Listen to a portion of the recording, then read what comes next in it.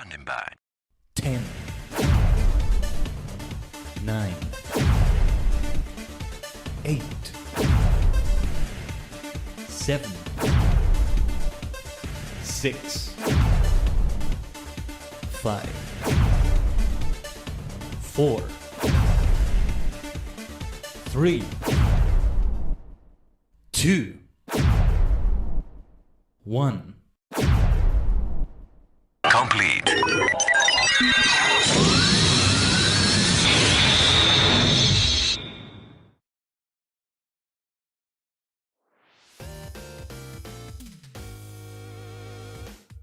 Tajigen, ohayo gozaimasu. It's your favorite superstar maniac, the multi-dimensional Tajigen Khaiden, a sentient star clustering VTuber, VSinger form. We are many cosmic minds combined to form a single entity on a higher plane of existence. Great to see you all, Tajigen. At long last, it is time to continue Pokemon Violet once again. Because apparently it's been a while since the last Pokemon Violet stream. Not since the last stream. We had a stream yesterday, last night. Nice Fields of Mystery experience we had. And also the TSG Dimension streams and all that. We'll have another one tomorrow, but yeah. Schedule. Let's see what we got right here. We're finally really going back to a regular schedule, right? It feels like it's been forever, but it was only like a week or two without it. But then last week, we were supposed to have a schedule, but things got wonky. Okay, back to normal. And my picture of my my in-game Pokemon Violet self with just that. I just grabbed like one of the filters I can find there in Photoshop and just, oh, that kind of looks fancy. See, sometimes I look at it after the filter and it's like, wait, nah, that could look better, but whatever. Because there were also the other pictures I took with an in-game filter, but I couldn't be bothered to try to get the screenshot transferred to my PC, even with the capture card and everything. That's another story anyway. But yeah, like, we had a few Twitch streams in those non-scheduled weeks where it was more like guerrilla streams. Either currents and stuff and FF14, all of that. That's the plan we have also for this Sunday over in the other dimension. But here we are again though with Pokemon Violet number 9.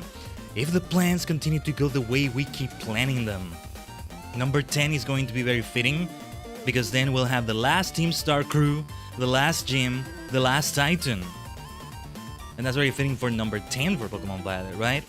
You know, I think for future games I'll stop saying the number like on the thumbnail and stuff like that as much. But anyway, I feel like it gets a bit too bloated. Like, I don't know, it feels like, oh, somebody might come in and they're like, oh, number 21, oh, I need to watch the previous 20 streams to understand this. And to an extent you do, to an extent you don't. I want to argue you don't anyway, because you're here more for this multidimensional maniac than the game itself. Something like that. There are better ways to phrase it, but yeah, something that goes along those lines, if that makes sense. But yeah. It's been a moment since I played Pokemon Violet. I have barely touched it off stream, if anything, if at all. If I've done anything on my Switch lately, it's been finally starting 13 Sentinels, Aegis Rim. I think that game will be too long for the stream, and the way I'm playing it off stream, and the big amount of voice acting there is, yeah, it benefits me playing it off stream. It's just very nice to have RPG games, though that's not entirely an RPG, but it reminds me of some others, like Octopath Traveler, but it's really nice to have that handheld, you know? That's one thing I've been doing. Super Mario Maker 2, which I returned to recently, is another. Mostly going for traditional worlds as usual, whichever ones I can find the code for. And it's really nice because then I'm like, I can jump in for a quick 5 minutes, right? As long as I don't switch to another software. If I were playing a Pokemon Violet off stream completely, it would probably be like that, right? So eventually we do have more Pokemon games on the Switch. It's probably going to be exclusively for the Switch too if they release previous Pokemon games. That's what I'm thinking it might be, right? I still want to see what I can do to keep playing this, you know, in like previous original software. Like, what is that sound I keep hearing? Hold on. Wait. There's a sound. It's not from the music, is it? I swear there was a sound I kept hearing.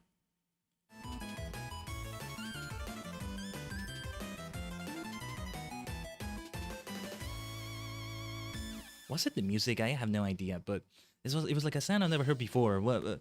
Did my ears open up more or something? I know I have them hidden under my hair. That's why you don't see them.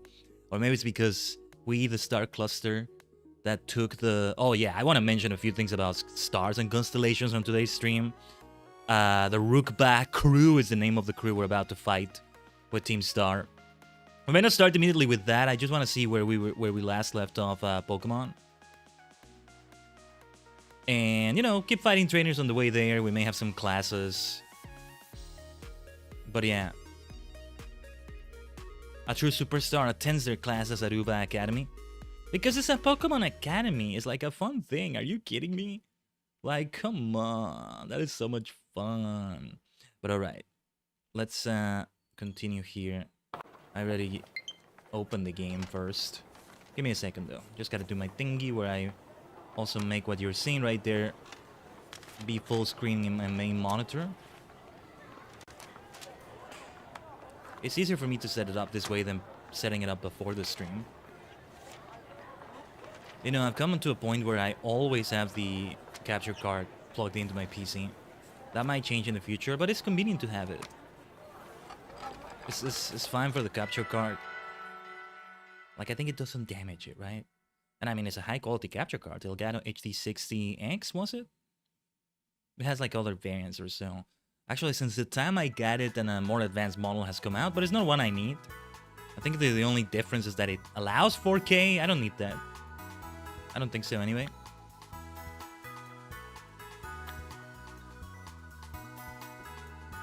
But here we are. Yeah, like the last stream was... It's almost been... Has it been almost a month? What was the date? Now I'm curious. Let me check. I saw it like yesterday when I was setting this up. Let me just get away from a potential battle here. Oh, and I became invisible. That's a nice view there. As I'm just out of curiosity, like the exact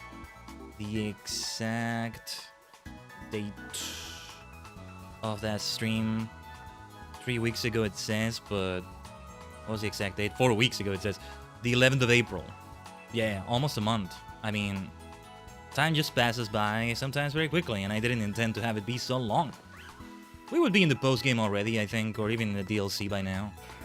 Oh yeah, I need to set aside some budget to buy the DLC. I wanted to buy it before we actually got to it, because you get new outfits from it, which is nice, but... You know, I am happy with the outfit we have put together here.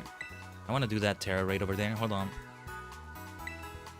And yeah, we may be fighting all the other trainers as well. We'll see. We only want to fight trainers to a certain point because, you know, level cap until I do all the gyms. Today we're not going to do any gyms. There's only one more left. But the level cap right now is level 55.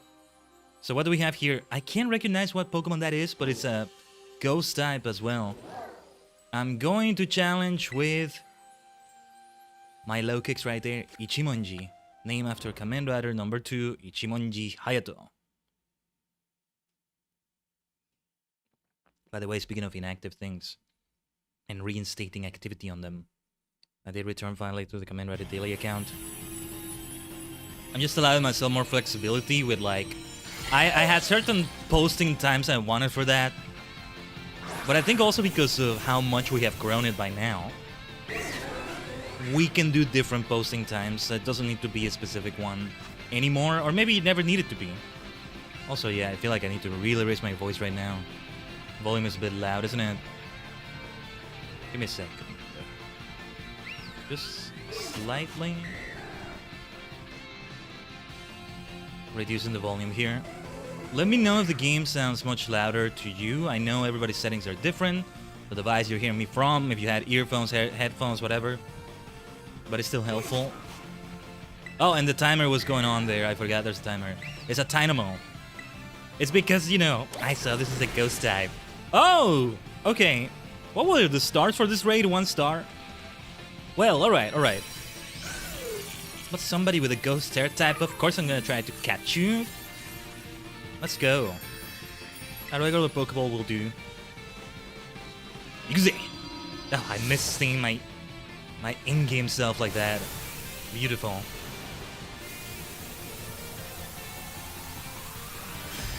Oh yes. Let me check something. Give me a second. Sorry, just kind of checking something in my busy face. Don't mind my face getting wonky for a moment. Okay. Yeah, all the experience candies will come in handy. No rhyme intended. Halfway through saying that, I realized it was going to rhyme. There you go. I tell you, so many unintended rhymes. This is why I was ready for that rap battle. And nice is our first animal. These Pokemon move in schools. They have an electricity-generating organ, so they discharge electricity if in danger. What was the evolution for this one? It has an evolution, right? Is it the one that becomes Electros? I think it is. Those two spaces, yeah. There's two spaces, and then it's a Toxapex. There's a 3-stage. Oh, I love the Electros line. Sometimes I look at 3-stage Pokemon, right? And there's that feel that they could be a starter Pokemon. And that makes them feel more fun, sort of. Not that I dislike 2-stage evolution or no evolution stage Pokemon, right? Holucha over there, no evolutions, pre-evolutions, whatever. Scovillain, I think it's only 2 stages, right? Scovillain is a 2nd stage, Evo.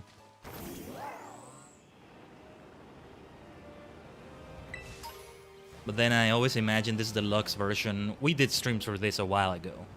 And there's some of the early streams here on the YouTube channel, actually. It's there in the playlist, like the Deluxe Pokemon Leagues. I have since changed my opinion or my idea of how I would do a game or a remade version of every region's league, so to speak, or challenges in that region. The idea was that we have 18 gyms instead. Level scaled and like, well, something kind of similar to the fact that you can face 16 gyms in a way in the Johto games. Oh, Cassie Berry. If a Pokemon holds berry hit with a super effective ghost type move, something. Okay, interesting. I mean, the power of... What did it say? Well, whatever. I mean, that can be good for a ghost type, right? Ironically enough. That's as a Hex Maniac, as one of my many dimensions. Oh, what is that over there? Hello? Yes, I forget we may find Pokemon flying. Can I... No, you're too far away, but okay, Lokix, Ichimonji, get out there. I wanted to face this trainer next, though. Ikuze! Let me a Pokemon that can take me across the sea. I can't lend you my Miraidon. Sorry, Julio. Well, let's see what you've got. One has to think that that's the wager, right? For this match. He gives me money if I beat him. If he beats me, I lend him my Miraidon. I mean, wow. You've heard of Battle City where you give your rarest card in Yu-Gi-Oh! This is something else. But no, what was I saying? Kind of trying to regain my train of thought here. Well, let's do a Throat Chop. Choppu. Laida Chop.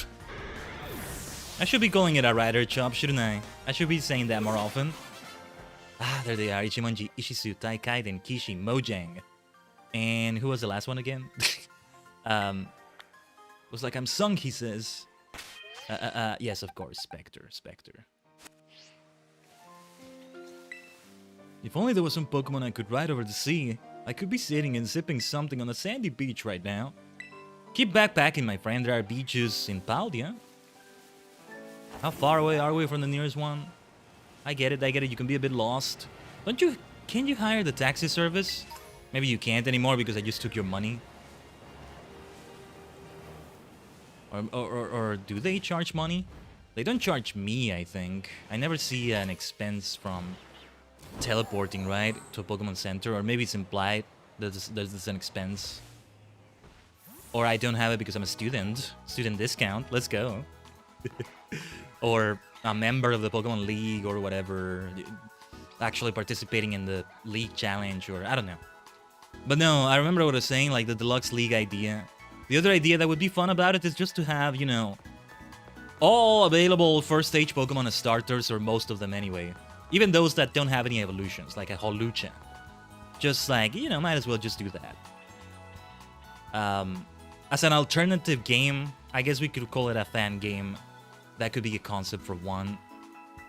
That could be fun, right? And What is the other idea behind this? The other idea to make it be not as many Pokemon that I initially had was 18, at least 18 different starters, one representing each type, but sticking to the Pokédex of the region as much as possible. It doesn't always work out. I mean, it's always a Ghastly in Kanto, and then pretty much the same in Johto because Mystery of Us doesn't quite apply there, but I digress. Maybe just having all of them works, right? Of course, I would go for a Ghost, or what would be my starter if I could choose something like that? Okay, let's talk about that. That's gonna be like a question of the day, Tajigen. I feel like I should pin the message. Yeah, we should put a message. Hold on, let me do that first. I'm going to let's save the game. Let's not forget to keep saving. And you know, another thing I wanted to talk about is my love for turn-based RPGs. They can be so great on a handheld experience. This is why the Switch is a perfect machine for me for RPG games, mostly turn-based. And ideally true turn-based rather than timer turn-based or whatever the term is. Like if we say it in Final Fantasy terms, I'm leaning more towards Final Fantasy 1, 2, 3, something like that before.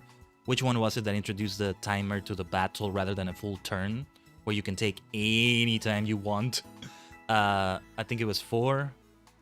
I keep thinking it's something like 6 or 7, but I think it was earlier. I don't know, I haven't played them yet. Whichever one it was. I completed the first one, played a few of some of the others, but just a little bit. I still want to play all of them. But yeah, I just love turn-based RPGs. You know, I've heard amazing things of Claire Obscure Expedition 33 right now.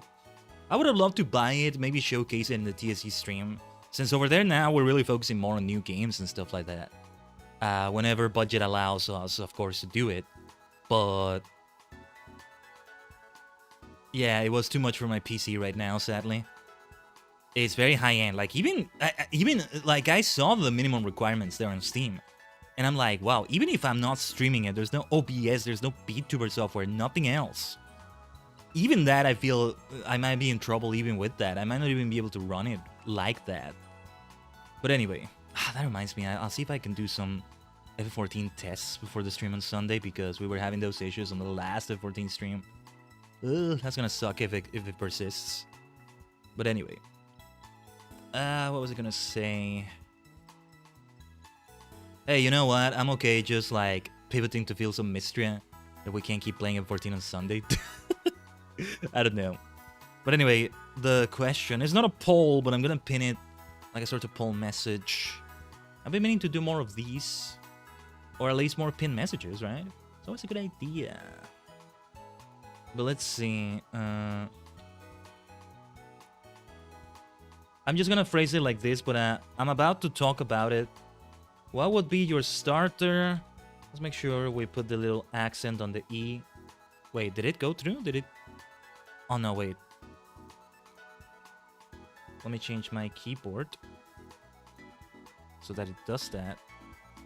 What would be your starter Pokemon if you could choose any first stage Pokemon? Yeah, I think that's a good way to phrase it. Pinned. I want to talk about what my starter would be for every region. And really, when I say I stick to the Pokédex, I more mean the ones introduced in the generation that introduced that region. So it's gonna be with that in mind. I know, I keep saying Hexmania this, Hexmania that, but it may not necessarily be a ghost or a psychic type or even a dark type or something akin to that. Hey, leave me alone, Espatra.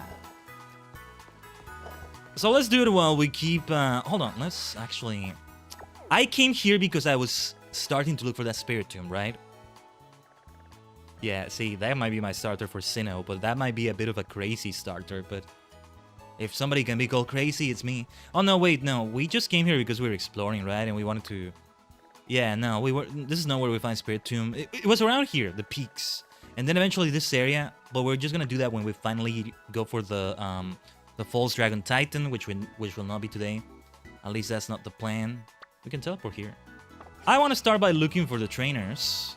So just to double check, right? The level cap we said we have is 55. If I'm not wrong about that, then we're fine. We can keep facing trainers. That's a good way to level everybody up. I know I have experienced candies, but I want to face those trainers anyway, so... Let's do it now. When we do... So our objective for that stream is the 3 final things for each quest line, right? Do I want to fight this Espatra? I couldn't get away? I can kick this Espatra's ass. Jeez, okay. I have Throat Chop, I have Dark, I have Bug, I have so much super effective damage. Alright. Laida! Hold on. Laida! Chop! Shut up already, Espatra. Would Uproar have worked? Is Uproar based on voice? Because there's that other effect from Throat Chop. What did Uproar do again? I keep forgetting what its other effect is supposed to be, but my bad. That's not what I meant to do. But anyway. So yeah, let's talk about it. My ultimate Kanto starter. We still insist on having it be a first stage Pokemon. And of course, legendaries and mythicals are not included. Ooh. Oh, Cavia Berry, okay. A weakness policy for poison moves. That's the way we can describe it. And the other berry we got was a weakness policy for ghost moves, which is why it's perfect for ghost types. I always love that meme where they show the relations between like types with images just taken from other media and memes and such. When they show the one for dragon or ghost, they mostly use dragon for this, but it applies to ghost as well.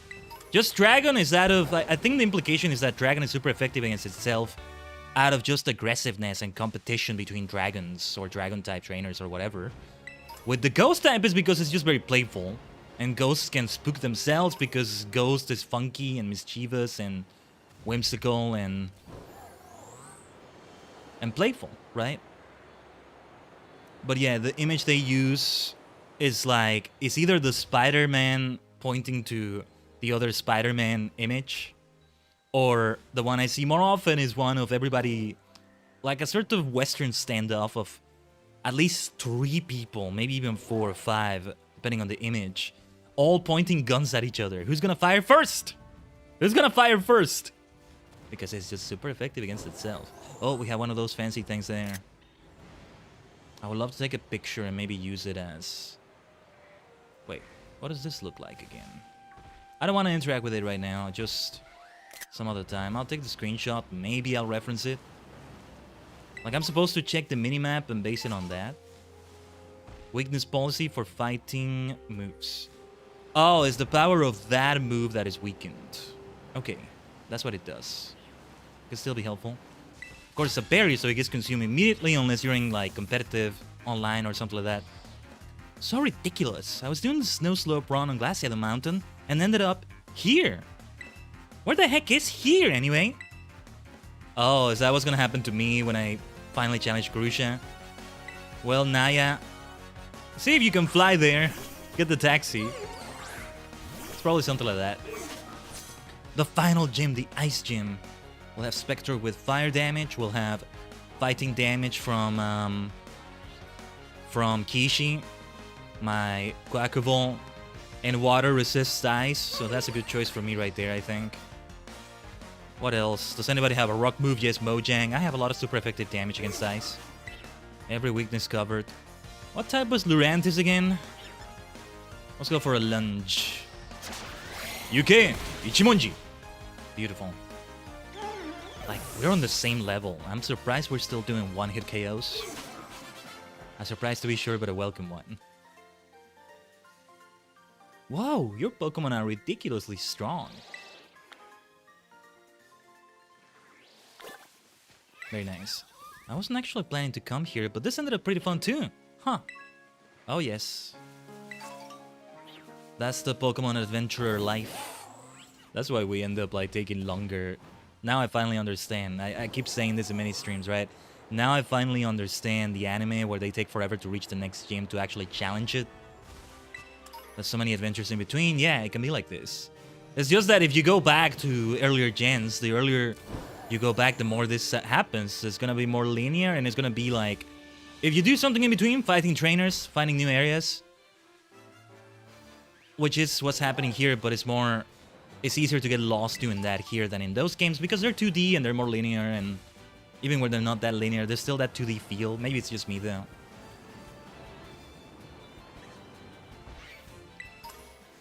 There's an adventure to it, yes, but not in a, you know, wandering kind of way. Wandering around and thus taking much longer for the next Starfall Street Challenge, for the next Gym Challenge, the next Titan, etc. But yeah, I'll go back to the Ultimate Starter thing. Don't think I forgot about that train of thought I was talking about, but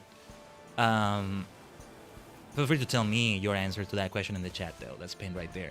Or in the comments, too, for those of you in the future, Bot Gang. But let's see. Maybe I should pin that as a top comment, actually. That's actually a very good idea as well. But I'm just collecting all the items here as well. Maybe I should let Ichimonji out, but not right now. But yeah, you know, the 18 gym idea, I no longer feel like I would do it like that. What I want to do instead is these different quest lines, right? And the other quest lines having type experts that are not represented by the gym leaders and or the Elite Four. And that's what Team Start does. With a few duplicate ones, so to speak. Like, you know, we already have like 2 fighting type specialists. Team Star's Eri, who we haven't faced yet. That will be the last one. And then Dendra, the teacher. That will be the case for others. The only one that doesn't have a type expert you face in the story, we'll only see a battle with her later, is Rock, and that is Time. No, Time, not Time. I'm thinking of the cooking ingredient. Time. It's not spelled like that, right? Do you know why these trees have so many colors on them? That's a good question. I think it has something to do with that ninja Team Star crew. Malak, the student. Malak. After what we did in Knights of the Old Republic not that long ago. Also, May the 4th be with you was recent. It's been a year since we started Knights of the Old Republic. It took us a while, as this game will, I think, but you know. Also, we should do... Well, yeah, might as well just do Throat Chop. I just wanted to... Yeah, there's nothing else to it. When it comes to Mimikyu, I want to bust this guys, but because I know I'm gonna lose that turn, kind of, I want to do something else in that turn, right? If I had Infestation, for example, that would be something. Oh, Throat Chop? Okay. Mimikyu with Mimic makes perfect sense. But yeah, what was I saying? Time, well... Yeah, I feel like having those other quest lines is a lot more fun. You know, the eventual goal is to have a battle facility post-game, or a post-game where you can rematch everybody. And like, for example, the Johto games again is an example. You can put all the gym leaders together in the fighting dojo and then fight one after the other, right? You have almost every type covered.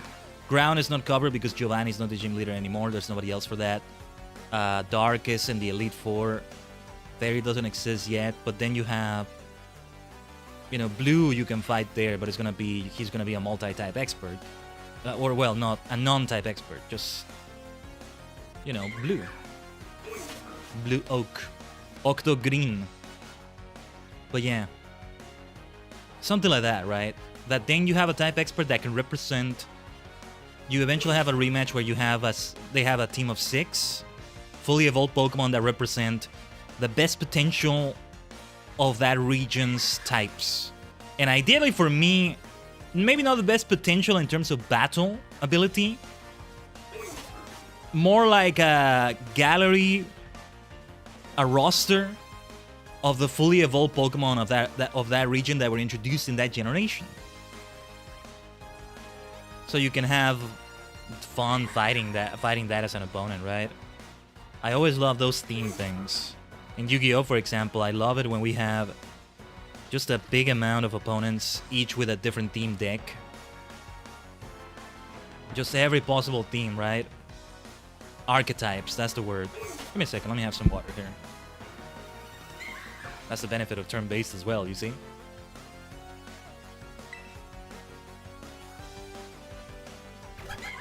Oh, not baby doll eyes. Because I would do physical attacks. Like that, chop! Even those baby doll eyes will not be enough. But yeah, like it can be such a fun idea, doing it like that. That's how they're doing it nowadays, right? They introduce those other type experts. It's something I keep talking about a lot during the streams. Ah, now I'm all blue! Sorry, I can't quite do the right emotion for that line. The colorful markings on these trees were painted by a Pokemon called Graphite. But that Pokemon is a real artist, just like me. Whatever you say, Darth Malak. Of course, that's the first thing I think about, right? But yeah, what would be my ultimate starter for each region? Prioritizing Pokemon introduced in that generation. Okay, I'm gonna kind of cheat. Rather than saying one, I would say what my top 3 choices would be. But it's still assuming that it's only one starter. So for Generation 1, not Generation 1, for Kanto, though focusing on Pokemon introduced in Gen 1, for Kanto, it would be Ghastly. But I have... Okay, my nominees. Top 3 or so. Nominees. Ghastly would be a choice. Staryu would be another because, come on, Starmie, Purple Star. Of course, I gotta go for that. My dear Starmie. At times I've said it's my favorite Pokemon. Right now, Spiritomb retains that spot, though. Sinistee fights for it, though. And then when we get to the DLC and we see Polchaga as Sinistcha, that's gonna be a different story, too. It's gonna reflect on the team as well. I don't know, I might be okay having at least 2 Ghost types in here, but... The idea is that I will indeed replace Spectre. We'll lose a little bit of fire coverage, but Ichimonji does have some fire coverage. It's just that it needs to terrestrialize to ensure that it's able to use that fire move. So there's that limitation, but I mean, better than nothing. We don't need to cover every type. Ideally for me, I cover every type weakness rather, which doesn't mean you need to have a move of all 18 types in your team. You don't need normal if you're just covering weaknesses, because normal is not super effective against anything. Not that it's not important, right? But it's just an approach. But it's not the only way to do it. Status moves such as Toxic, Confused Ray. I don't have anybody with a Toxic. I still wanted to give somebody Toxic, but I got no one. Anyway, we ended up taking a huge detour. Yeah, just like it happened with our friend Malak over there. That Darth Malak individual. We went further away than we intended. And man, I gotta tell you, all these frame drops that the game is doing. It's the game. It's the game, at least right now. I haven't seen any big frame drops from the stream. I keep monitoring that as always, but... Yeah, just the performance of this. And I wonder if it will be better on the Switch too, like just by default. Without one of those updates you can get, some of them for free, some of them you buy. I feel like by default it will have better performance, right? So I wonder how much better it will be. I really hope it will be that good. As good as I hope it will be. But it's just me wondering because I will not find out. By the time I get a Switch 2, we probably have finished Violet.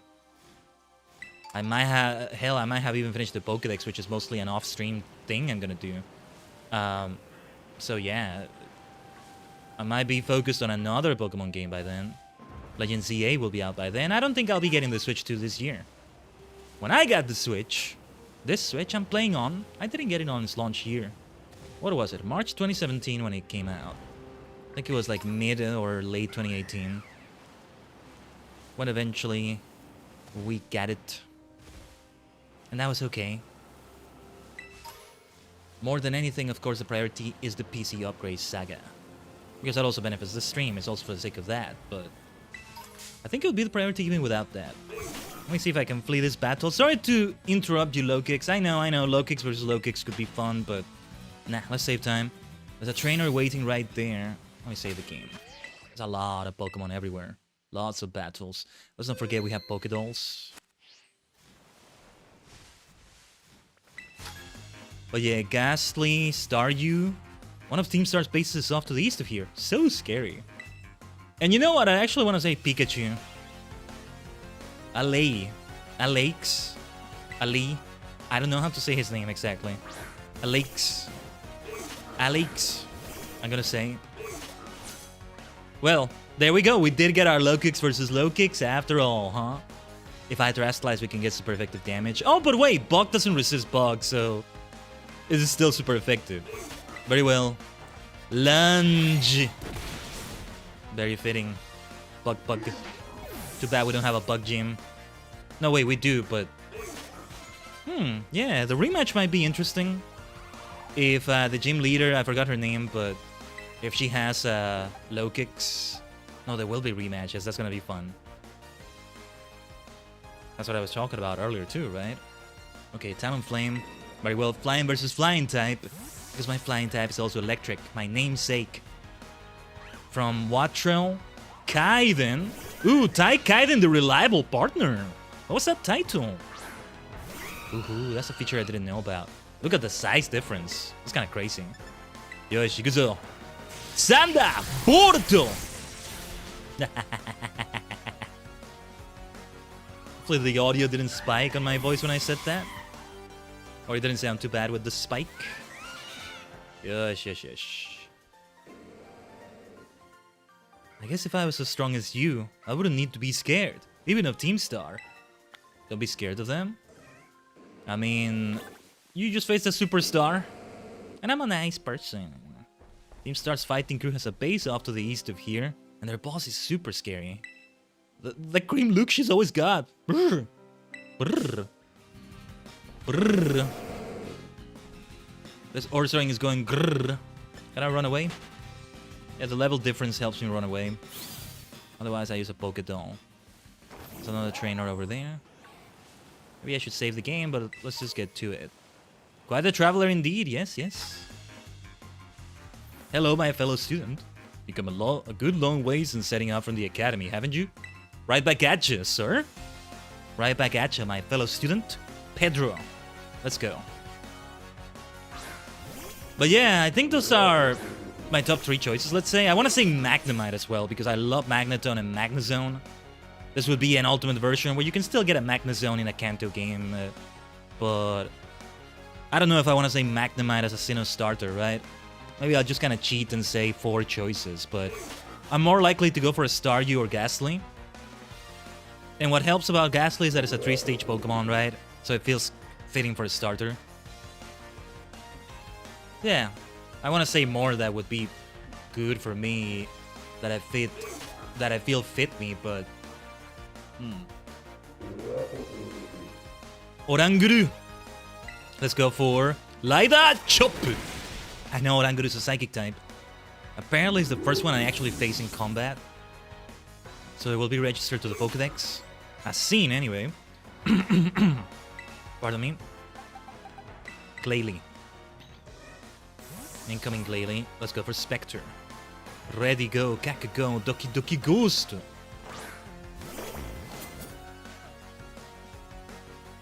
Yosh. Kagategui. I forget how huge Glalie actually is. Bitter Blade. Slash away with bitterness. Oh, yes, it drains. That's it. I knew you could do it. Yes, my dear Spectre. That was interesting about Khaiden, the reliable partner. Yes, I could feel precisely how much experience you've gained on your travels. See how we're really gaining on those levels, right? We don't want to really go over that cap. You and I have both walked the same distance, and yet I still lost to you. I suppose that the paths you've chosen must have been richer in what they offered. May not be about that necessarily, but... Well, he has the wisdom of years on him, so there's that too. Maybe he knows what he's talking about right there. Okay. Oh, oops, that's not what I meant to do. My gamer instincts took over and I wanted to run, you know, without mounting up.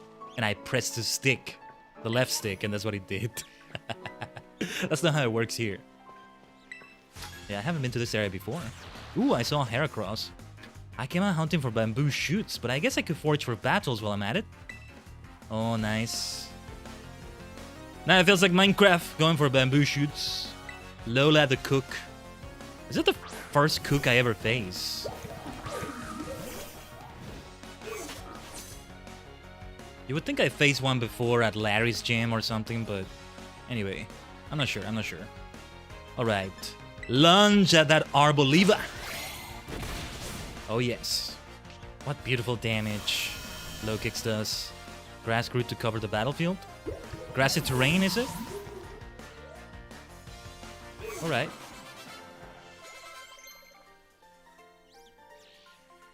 Kishi wants to learn the move Feather Dance. I doubt we'll be using this, but what does Feather Dance do? Is it a buff? Target attacks on a massive down that harshly lowers its attack stat. I like to do it, but this setup is still good. I would like to have a fighting move other than low kick.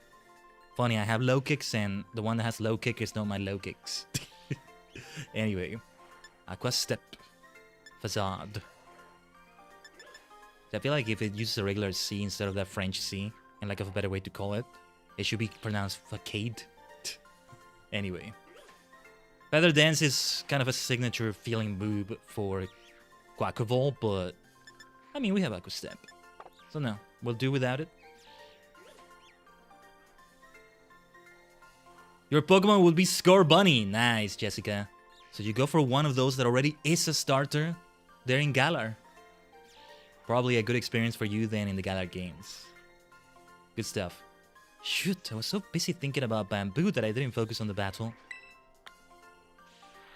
Yeah, since I go on tangents talking about other things, this whole conversation I'm doing, since I'll be mentioning one of every region myself, might take the entire stream at this rate. That's good. Big bamboo shoots are quite valuable, so you can sell them at shops for a tiny profit. I have to guess maybe Oranguru or another Pokemon gives that as an actual thing, maybe? I don't know. There are many games, not just Minecraft, where you would just have that as an actual thing you can pick up. Or Passimian over there. Lots of high-level Pokemon here you can see. They look great. Heracross! I want to catch a Heracross. Heracross is always fun. I don't think I've ever faced one before. Let's give it a try. Although, Bog will be super effective. Actually, both Bog and Fighting, I think, will be super effective against Ichimonji, but... why don't we try Khaiden then? Did you know Cinderace can defeat the entire Paldia region, and guess what makes it OP? That's a good question, Jessica. I don't know. There it is, Khaiden, the reliable partner. I love it. Hey, well done avoiding that. Yes, I wanted to do Sanda Wave! But then I shouldn't do a flying move because I don't want to make it faint. Flying is going to be a guaranteed faint. Hopefully Thunderbolt is not enough to damage it completely. Let's do it anyway. Sanda Borto! That's what I was hoping for. Want to know who's my ace Pokemon? Yeah, for sure. But do tell Jessica, what makes Cinderace so OP? I feel like every game has that one Pokemon that you can solo the game with. Like, I guess technically you can solo the game with something like a legendary Pokemon, right? An Entei, a Lugia, but you get them much later. When we say solo the entire game, we mean one that is available earlier. So it's almost the entire game, or really the entire game, right? So that narrows down the pool of candidates. But there's almost always one. And then there's the one starter challenge, but it needs to be done with one of the 3 starters, right? Shove in? Is that what it's called? Is that a move, Jessica? I actually don't know. Ouch. My dear Khaiden, you did well. That was an unexpected development right there. All for the sake of Heracross. I know. I could wait until I find a fancier Heracross in a Terra raid, but... well, we're here already doing this. Let's just keep it going. Who would do well against Fighting and Bug, respectively? Yes, I think it comes down to Spectre. Oh, yeah. False Swipe would help. Oh, Sylveon. Oh, okay. That's what you meant to say. I thought you were saying the thing that makes Cinderace OP. Okay. Let's do that. False Swipe. Let's be on the safe side. Safer side. See, it kind of rhymes. False Swipe is being on the safe side. It's like saying I keep forgetting the name of an almost rhyme, so to speak. It has like a specific name. Yeah, Trash is normal. Fighting will not affect it. And then Bug will not be that very effective. It will be double resistance for it because it's both Fire and Ghost and Spectre. Anyway. Gureto Boru! Yuge! What was I saying though? Yeah, I think I've said what my candidates for a Kanto starter with everything as a choice would be. I forgot about that throat chop. I was paying attention to that. Alright. I mean, Heracross is a fully evolved Pokemon. It makes sense that it is not just tough to capture, but packs a punch. Well, at least throat chop will be resisted by Quackable, Kishi. I think it's time to start throwing some Ultra Balls. Hyper Boru! Ultra Boru! Yuge! Do you want to trade for a Gengar? Thanks for the offer, Jessica, but I'm not doing trades with anyone on the stream right now. Eventually, I'll see if I can get a Gengar. But we're not doing on-stream trades or anything like that. Hyperboru! Because Ultra Ball in Japanese is actually Hyper Ball. But I like saying Urutora Boru. Reminds me of Ultraman. Urutoraman! Man, a crate. We're just so unlucky in this battle. What the hell is going on with this Heracross? But we made it this far. I don't want to... Okay. We'll have to give it a try with Ichimonji. Almost like a legendary Pokemon fight here. I think that crit was just unlucky, but I get the feeling it was going to do high damage no matter what. I think it's about time to use a revive. I mean, it did use a sword stance, to be fair, right? Dude, what is going on with this? Oh, got confused. That's both good and bad, because it might make itself faint. That's why we should save often. I hate that! We go through all these feints and then the little bastard just faints. Like, come on, what a waste. By the way, have we seen if that Heracross has a bug move? So I'm gonna risk it, I'm not gonna do a revive. Hyperboru! Help me, Ultra Ball, you're my only hope. Oh, look at that. Very fitting that it ends with a crit catch. That's the way it goes. Do we want to fly to a Pokemon Center or do we want to use revives and then heals? And since I want to stick around to this area right now, yeah. That Heracross was indeed built different. With its Herculean powers, it can easily throw around an object that is 100 times its own weight. Oh yeah. Oh yeah, we saw that firsthand in that battle. Worth it. Worth it. We're very much on level. Heracross is fully evolved and they're also gonna have some stats that are powerful for it because, you know, to make up for the fact that it has quadruple weakness against flying. I would have been able to destroy it if I use a flying move with my Khaiden, but you know, we're trying to catch it. So that's the difference maker. Where's my Pokédoll? I'm going to go into a menu as soon as possible. We have a nice amount of them, so we can keep running from these battles if they keep happening. But alright. Okay, that's the wrong menu. Revive, revive, revive. Levi, Levi, Levive. Levi, Levi, Levive. Levi. Ivu. Geitsu, Levive. Shippu. I think it went something like that. I forgot the jingle. For Kamen Rider Gates Revive from GO. Revive being what was considered his final form, quote-unquote, for a little while. Before the post-series specials. Alright, let's just do the auto-heal. My dear friend, sorry for letting you faint like that. That was an epic battle right there. Don't underestimate just Pokemon you may find in the wild. But alright. So yeah, let's move on to what my Johto choices. Ooh, tiny bamboo shoot. Hold on. You can actually pick those things up. Okay. What does that do? I'm guessing we would find it here, maybe? Let's see. A small and rare bamboo shoot, quite popular with a certain class of gourmands. Alright. I think we don't want to sell that. It's going to be maybe helpful for something. Let's see if we can fight that trainer. I think I'll be making a lot of use of Pokédolls at this rate. It's okay there.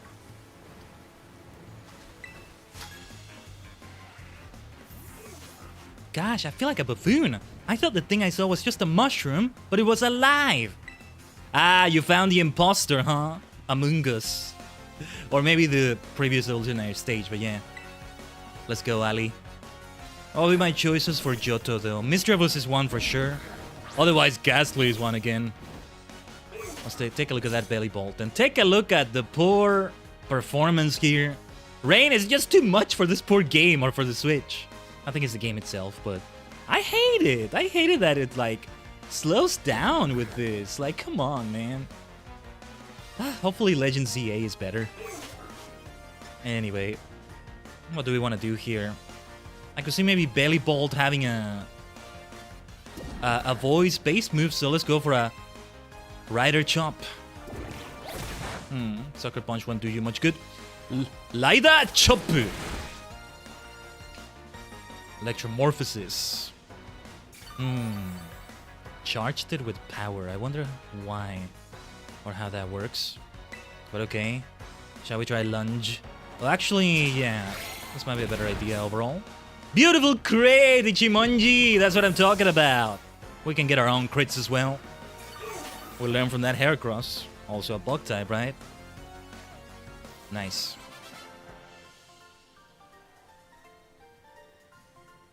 I guess there really are fungus among us. Oh my god. They knew. They knew what they were doing when they wrote this dialogue. It's gotta be very different than missing that reference, I think. It's gotta be intentional. It's gotta be intentional. But yeah, in Japanese it's gotta be different. But here, okay, I love this. I love this. This is worthy of a clip. I'll see if I can clip this later, but... this is what I was saying.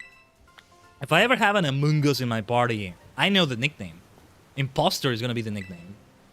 The mushroom Pokemon Fungus is poisonous too, so be careful around it. Fungus is not the one that has the name that makes you think of Among Us. But then it evolves into Among Us. And yeah, that was before Among Us even came out, I think, when that Pokemon first was introduced to the worlds. But still, it works, I think. And I mean, Fungus disguises itself as a Pokeball. It really does live up to the Among Us imposter meme thing. It's funny how that now in this 3D environment and everything has a better disguise of, you know, of pretending to be a Pokeball or an item like this than a Voltorb does, because originally Voltorb was the one. And we have them both in this game. Also, I'm not gonna bother with that slacking, though I'm kind of curious, but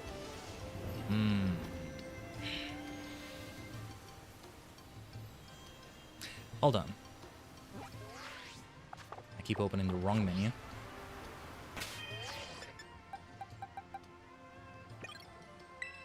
Okay, you know what? Might as well take a look at this. Don't worry, yes, we will be going for the Fairy Cruise soon. What do you have for me? What level did it say it was? 56? We can run anytime, you know? What will the Terra type be? Ghost type! Okay. All the more reason for me to try it and catch it now. If it has a ghost move, that might be trouble, but now I can't use False Swipe anymore. That was going to be one of my strategies. Alright then, don't hold back. You know what? Don't hold back, Spectre. Shadow Claw. After that Sucker Punch, if we survive it, which we did, well done, Spectre. Shadow Claw! Kuro. So, who would resist Dark and Ghost? It's gotta be Ichimonji here. But what move do we want to do after this? I don't want to do Throat Chop and make it faint. Sadly, False Swipe is just not an option. Oh yes, True Ant is going to help us here, but... let's try Lunge. It might still make it faint, but I don't think so. It's gonna be resisted and there's a 3-level difference. Nicely resisted in Ichimonji. Oh, okay. Maybe I'm playing it too carefully. Attack falling down is good though. Thank goodness for that. Slacking is gonna pack a punch. I think that's how it is, right? That True Ant makes you lose a turn pretty much every other turn with slacking. It's crazy. But it makes up for that by crazy stats like attack and health. But I think attack is one of them. And I'm talking about base stats. Now False Swipe would work, but we'll have to try like this then. Ultra Boru. Yeah, this might be even more difficult than that Heracross. Slacking is also fully evolved and, well, fully evolved. 3 stages. But we got it on the first try. Let's go. Special Ghost type Terra Slacking. You know what? That was worth it. That's a lot of experience though, and we still are on that level cap. Axe Kick. Ooh, I want to consider this one. But the user attacks by kicking up into the air, slamming his heel down. This may also confuse the target. If it misses, the user takes damage instead. I'm okay going without it. Double kick is just more assured, right? It's just much less power. How much do we want to risk receiving that damage, right? And I like double kick because it's like saying Rider double kick. Like that double kick. Axe kick, it becomes more like Kamen Rider Oja. I think. No. I'll keep it to double kick just for that. This Pokemon lives lying on its side. It only rolls over and moves when there is no more grass to eat. What about sleeping though? I guess it's more of a Snorlax thing. Slack King slacks off, but doesn't necessarily sleep. It's just bed rotting without the bed. Yeah, that's a good way to describe it. Oh, we have rewards waiting in the Pokédex. Let me heal at the Pokemon Center first. That's not the same league rep as before, right? I think. Anyway. Yeah, my ultimate Johto starter choices, let's say. Answering the pinned question, but for every region, going for Johto. Misdreavus is one. Maybe we just keep it to Misdreavus. If I want to get cheeky, I will say unknown. But yeah, Misdreavus that may evolve into Mismagius. Mismagius. If it's like mage, you know, like magic, mage, wizard, it would be Mismagius, right? But it sounds weird. Mismagius is always how I've said it. Mismagius, so it sounds like Misdreavus. That's actually tougher for me to say. Anyway, let's see what the rep says. 2 trainers, 5 trainers. This is a brand new area still, so it's important to also keep exploring it. Defeating trainers around here, avoiding oh, what is this? Wait. No, Clive, I'm not going to challenge the fighting crew. Not yet, anyway. Khaiden. Operation Starfall is going well, wouldn't you say? Only 2 bosses left now. This whole experience has been eye-opening, to say the least. I'm glad I could take part. But I'm curious, Khaiden. What do you think of Cassiopeia? They're a bag of riddles. No, I don't think they're doing the right thing. I don't want to disband Team Star. I want to uplift it and turn it into Team Superstar. Is that so? Personally, I don't think Cassiopeia feels any hate or resentment towards Team Star. No, there must be some other reason behind Operation Starfall. But what could it be? Well, I best get back to keeping watch. Call for me if you decide to take on the base, okay? Oh yeah, I'll take on the base, just not this one! Not right now. We should get the hell away from that base right now. There was an item here I was gonna get. Get away from me, Scyther. I said get away from me. I got a big bamboo shoot. I can't see what it does. Can I see it on my bag? Even if I can't use it in battle? No, it's not gonna let me. Could you just boss off? I'm gonna use a Pokédoll just to be extra certain. I could probably use an effective fire move here. Be very well, but be very safe thanks to that. But better just to make sure here. Let's save the game. Hopefully it doesn't make it so that I'm locked into having to fight the fighting crew before the fairy crew, because I got the cutscene here. I don't think it works like that, but you never know. But what was I gonna check? Big bamboo shoot. I'm just curious. Large and rare, extremely popular, certain class of gourmands. Oh, I said boss off already. Do you want to get burnt so badly? One more time you do this nonsense and I'm gonna have my Spectre not hold back, okay? There, glad we could run away.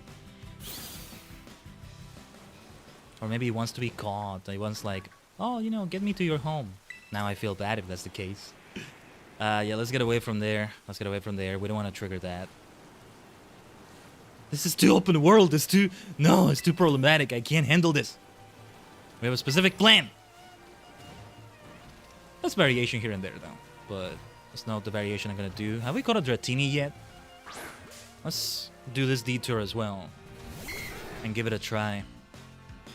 What do we want to do for Dratini first? A Shadow Claw? I don't think that's going to make it faint. Never mind. I should have realized. It's a kind of a baby Pokemon. It's a first stage. It's not a baby Pokemon, but you know. Ooh, pro wrestling. Hold on, before I forget, I had a Pokédex reward waiting for me. I'm gonna have a Pokemon battle waiting for me by the time I'm finished here, but... Pokédex... Before I forget. Again. Let's see, 10 quick balls, let's go. We should make use of them. A Dusk Stone is incoming, cool. For more Hexmania, that will be helpful. What are you saying about pro wrestling? You have me intrigued. You young'uns call that flashy sport pro wrestling, right? Is it popular among your set these days? Among my set? I don't know what you mean by set, but yes, it is. Anna Maria, the student. Why is she mentioning pro wrestling? I think it has something to do with Eri. I think I'm gonna really like Eri then. I didn't know there was a pro wrestling theme, but it makes sense. I know she has like the face paint thing going on, but alright. Ghost versus Ghost, let's go. It's a matter of who goes first, kind of.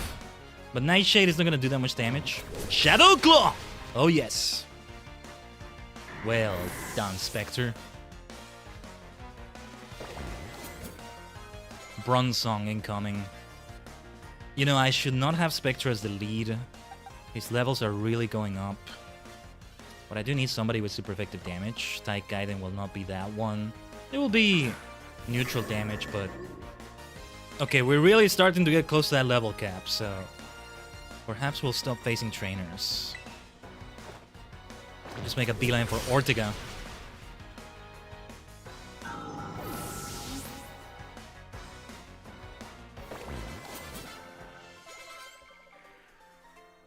Yeah, I can't think of anybody else. Maybe an Eevee so he becomes an Espion or Umbreon for the ultimate Jot starter choices. It seems you are a pro at Pokemon battles. Yes, I am. Yes, I am. Thanks for saying it out loud and recognizing it. I saw a student up ahead who was all done up in the most outrageous pro wrestling outfit. It was absolutely splendid. I wonder if she would let me join her in her shenanigans. I like her. I like this person. Now let's see, I think I've caught a Dreepy, but a Dracloak, Dracloak. Nah. That's for another time. Another party in another game. I love the whole Dragapult line. But for the Galar games, I would probably prioritize the Sinistee line, you know? And if I want to keep sticking to the rule of only one of each type. Otherwise, yeah, I have those two ghost types with me. For sure. If we were to do one... I haven't played Sword or Shield yet, but I would love to. Eventually showcase it on stream maybe, but who knows? Our plans might be different, our approach to the things we're streaming might be different then. I could heal here, but let's not do it. How are we doing with the battles? Oh, yeah, I'm trying to think of other Johto starters, sorry. I'm kind of still thinking about that. But no, I would say Mischievous. Just Mischievous to start the game. There's something very novel about that as well. Not a 3-stage Pokemon, but that's alright. Yeah, just Mischievous. Maybe a Pichu. To go for that Pikachu thing, but as a Pichu instead. That could be fun. I feel like there's some other one I'm missing. Maybe a Natu, but nah.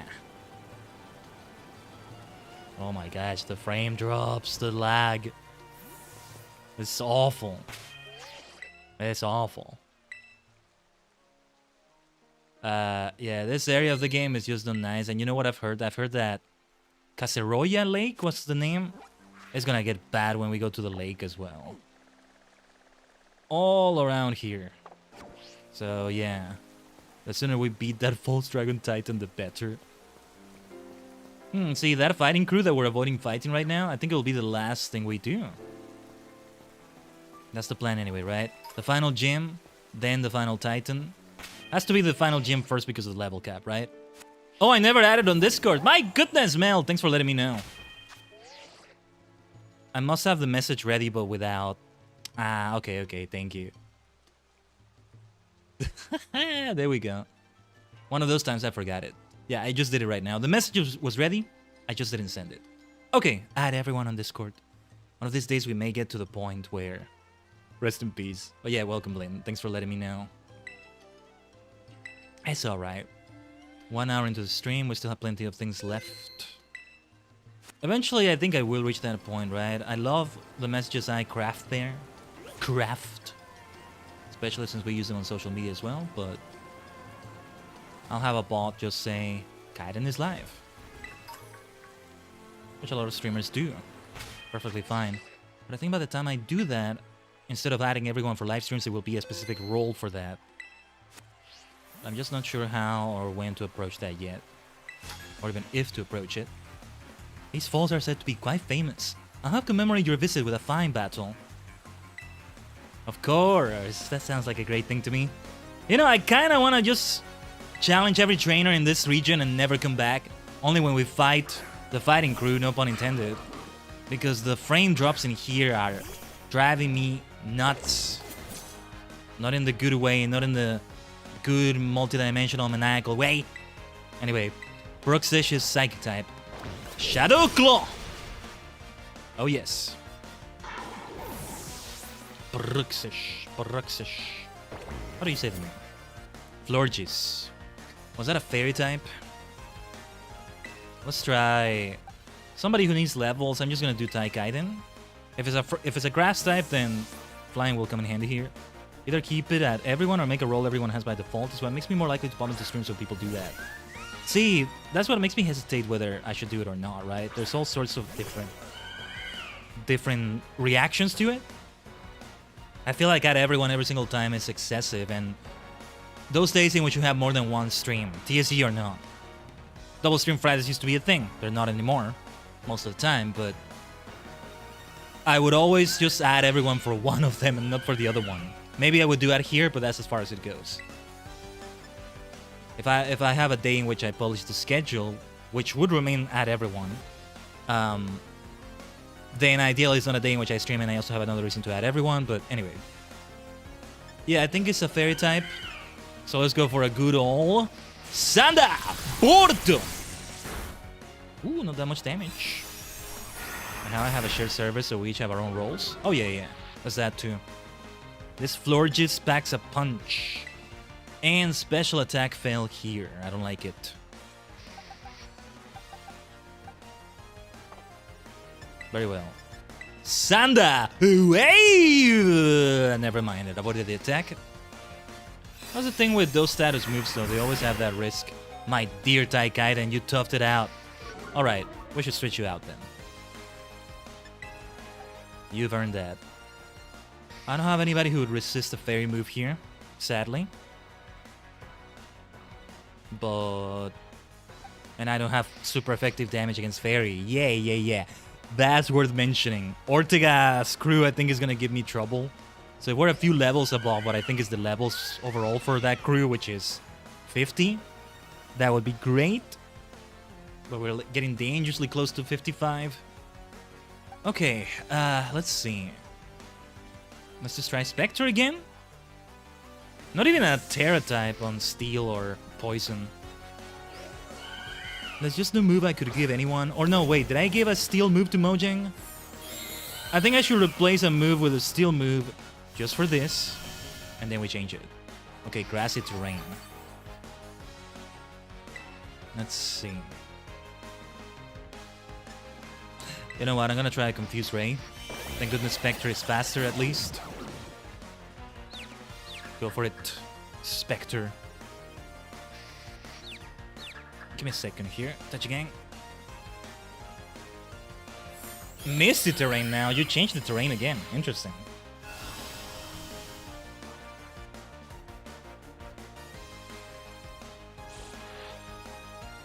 But alright.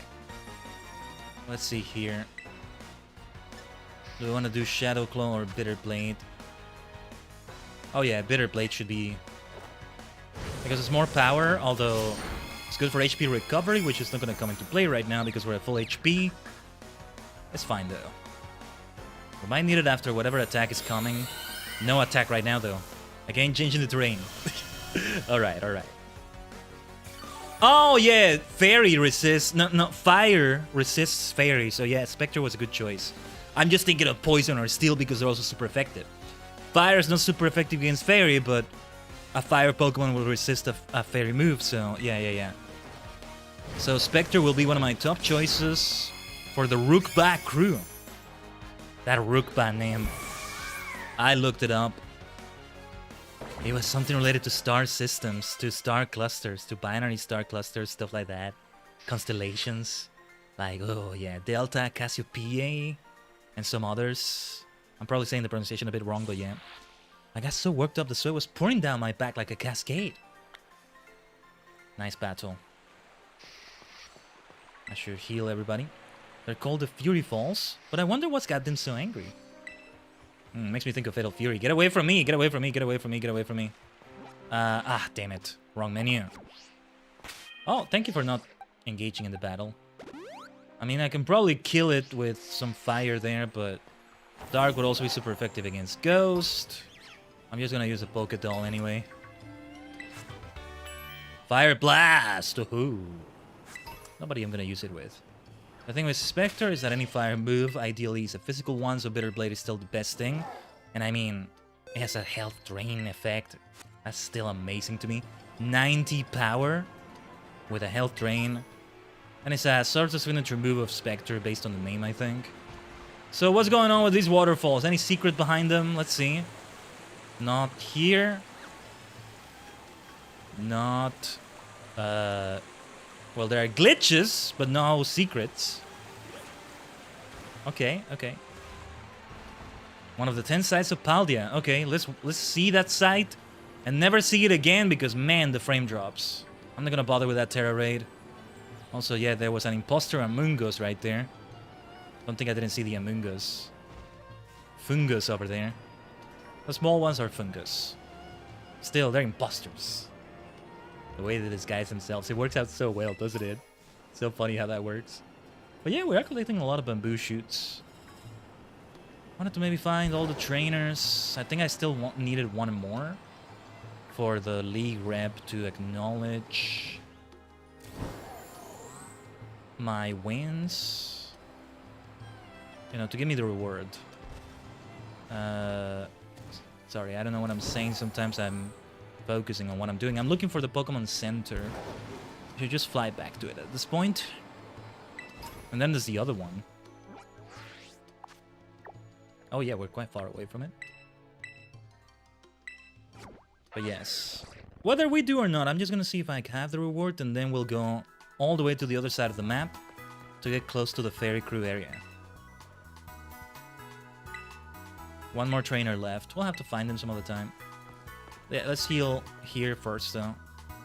Do I have any things I want to sell? I don't think I have anything I want to do in the TM machine. So now. But yeah, what would be my ultimate Hoenn starter choices? If every first stage Pokemon was a choice. The pinned question we have. You can base it on a region for your answer. You can say... That would probably be maybe a big wall of text. But otherwise, you can say one for every region. Or if you're saying in the comments, you can do that, right? Or just one overall. Just one overall. But for Hoenn, what would be my choices? Ideally things... I mean, Pokemon that were introduced in Generation 3, right? Give me a second. What do I want to buy? I don't think we want to have any more potions. No need for super potions either. Hypers, max potions. How about 10 Pokeballs so we get a premier one? I have a lot of cash. But mostly we want to save it for other things. We're fine on Great and Ultras. What about these other balls though? I don't think so. Poké Dolls might be good just in case. I'll take 6. So I'm at 30.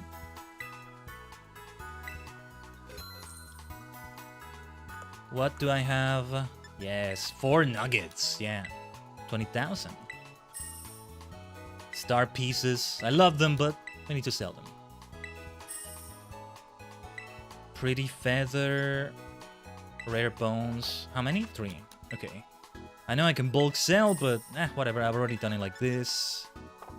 That'll do. I should change my outfit again soon. I think we're due another change soon, but this is still fine. Maybe just taking off the hat for now. Now, let's fly to that other Pokemon Center around here first. This one. Before we go to the other side of the map to start going towards the Fairy Crew area. We already got a cutscene with Clive, but as we start things with that crew, there may be something else. We'll see. They'll improve at open world. They'll get even better. Yeah, 2 trainers left here, but I'll just bother with that some other time. One more thing I wanted to check. ℂ𝕠𝕟𝕤𝕤. What moves did I have with you, my friend? We do have a steel move, which is Heavy Slam. Eventually that may change back into the other moves I've had in that 4th spot, but it will be needed here against that fairy crew. So, you could say, I am gonna go for a small bio break for a moment before we do it. It's good timing for it. Oh yeah, and then this league ramp. 0 trainers. I won't go out of my way too much to fight those trainers, but if I find any on the way there, we'll do it. For now, though, let's save the game. So Spectre, ℂ𝕠𝕠𝕠𝕠𝕠. What would be my 3rd choice for the fairy crew? Well, let's think about who will receive super effective damage from fairy. Ichimonji, Kishi, they both receive super effective damage. Otherwise, it can be anybody. Khaiden, Ishizu. Khaiden has the benefit of giving Tailwind to the team, Thunder Wave to the enemy team. Hex might work well if I do a status condition, if I happen to burn them with Spectre, but otherwise, I don't see a reason to keep Ishizu. Nobody has like a Terra type that resists, you know, a fairy, right? Low Kicks has one though, but there's that risk of being hit with a fairy move when it's still dark type, and then when I'm fighting all the grunts before actually fighting the boss. In this case, Ortega. Alright. Alright. Then we'll be right back, Tajigen. Stay tuned right here, okay? We'll show Team Star what a true superstar is like.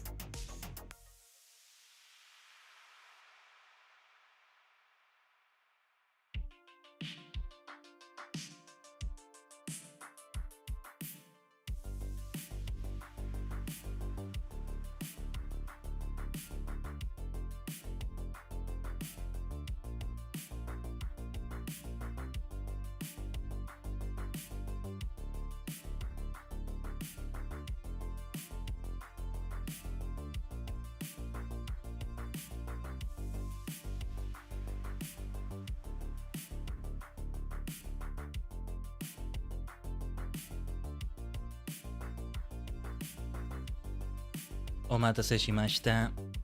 Thanks for waiting, Tajigen. Hopefully that wasn't too long.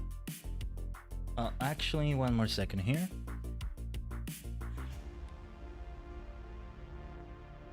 Alright. Let's see.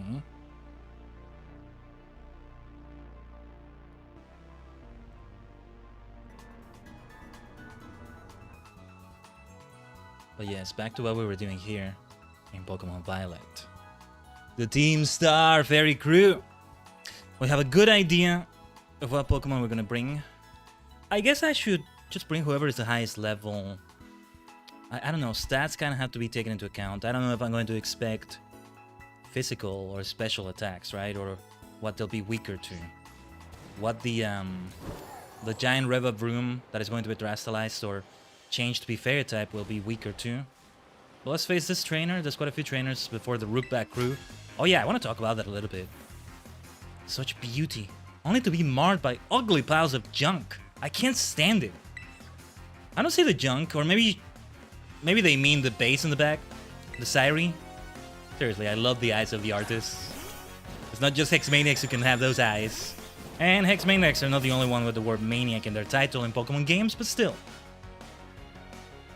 Worth mentioning. Speaking of Hexmania, look at this. Shadow Claw against the Gothitelle. Oh yeah, you can already tell what one of my choices will be for Unova. Ultimate starters. And it's a 3-stage Pokemon too, that helps. Anyway. Sorry. Guess I shouldn't have taken out my frustration on you.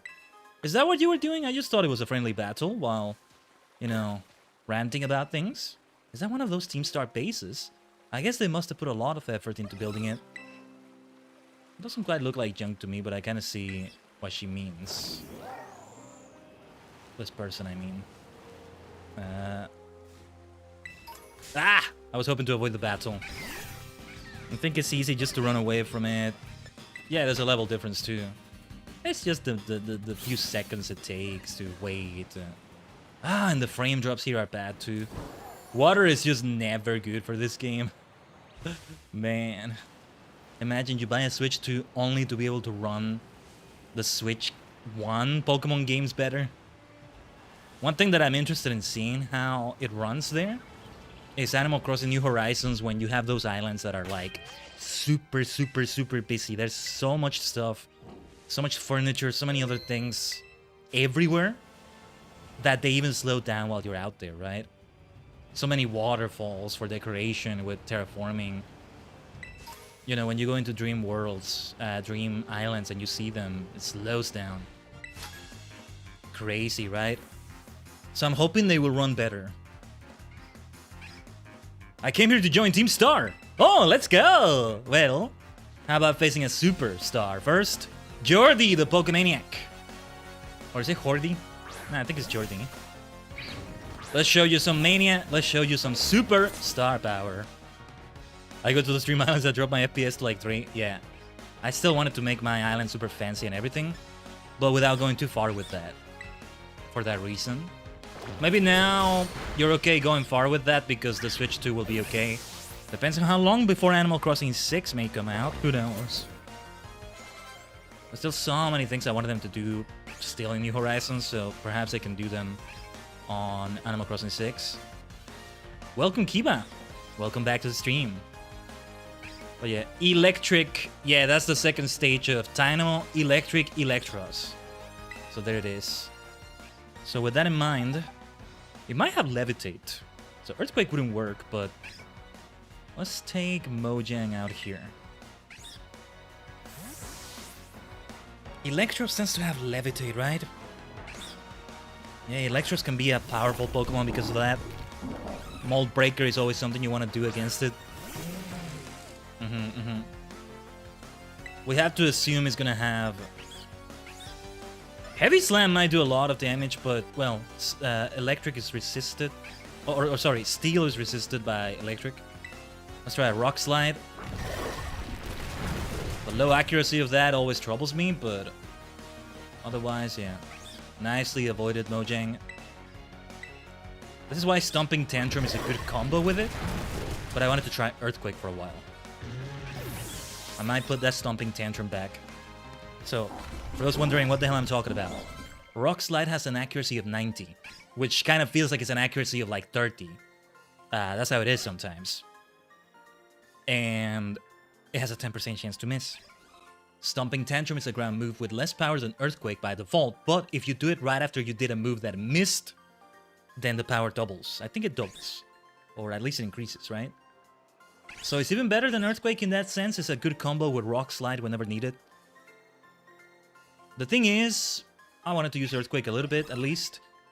And if I'm using a ground move, chances are I never use the rock move in the first place, right? Because it's an electric type I'm facing, maybe.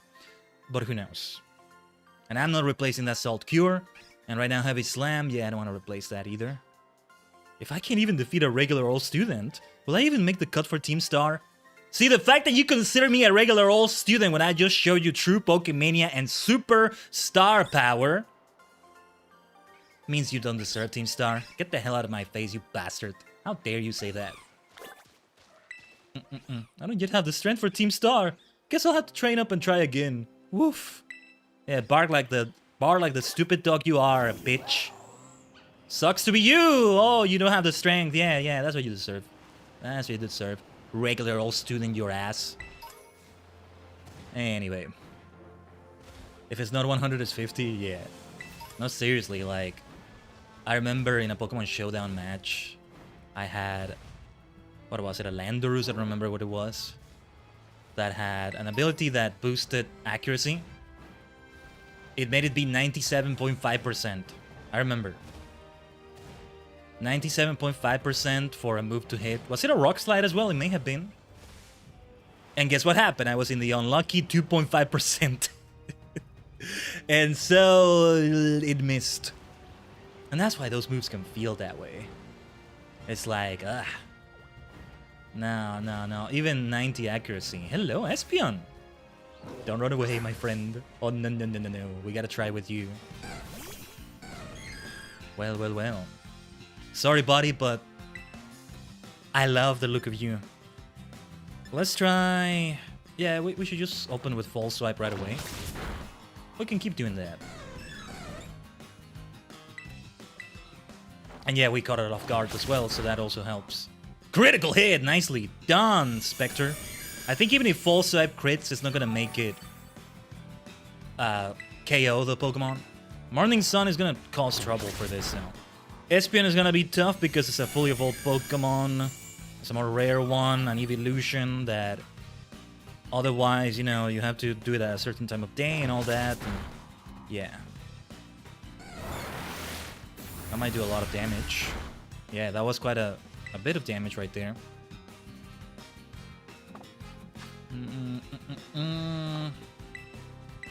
Another False Swipe. Let's see. Psych up. Let's try an Ultra Ball after this. Oh, Copied Spectre stat changes. Okay. Hyper Boru. Yuge! Okay. I was like, I thought the game was gonna crash there. We need to keep saving. Alright. Covered by the grass right there, but it worked. Look at all the scuff in the game, man. What the heck?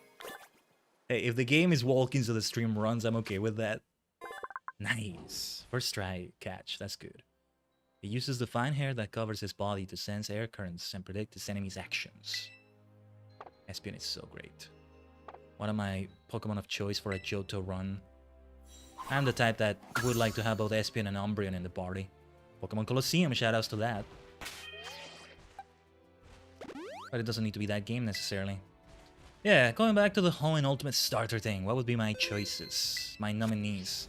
Though I'm supposed to choose only one, right? Like with starter Pokemon. I'm just gonna ignore that Terra Raid. Well, hello there. Is that a Vivillon?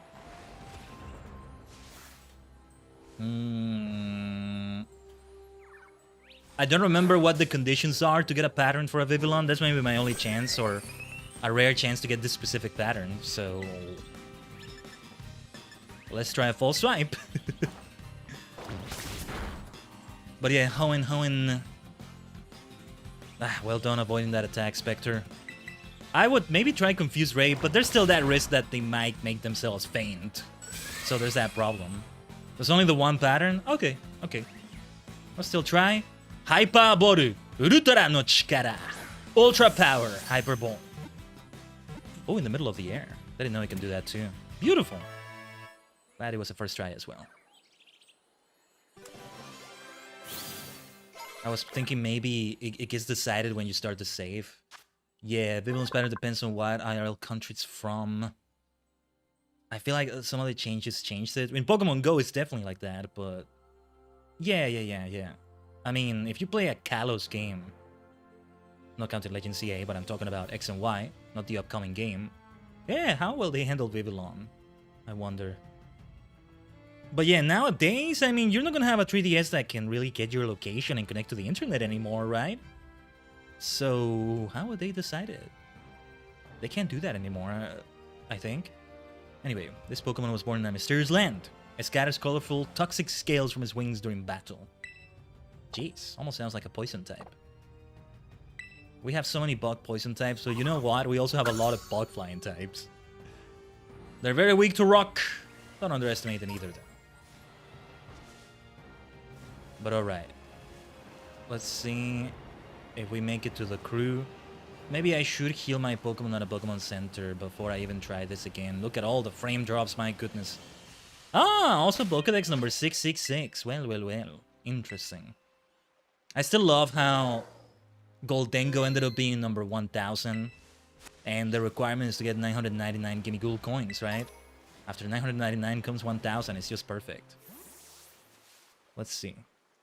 I will return later when it is time for the young master's piano lesson. Ah, that's Ortega. Until then, please give him my regards. Yes, Mr. Harrington. See, they can be good people. Team Star. How about I turn you into Team Superstar? Hmm? I mean, they did start as good people, right? But yeah. And who might you be, young man? A friend of the young master, perhaps? Young master? Ah, I see. Since you seem unaware, I must inform you that this is the base of Team Star's favorite crew, the Rookba squad led by young Master Ortega. I want to take a screenshot of that because I was going to talk about Rookba.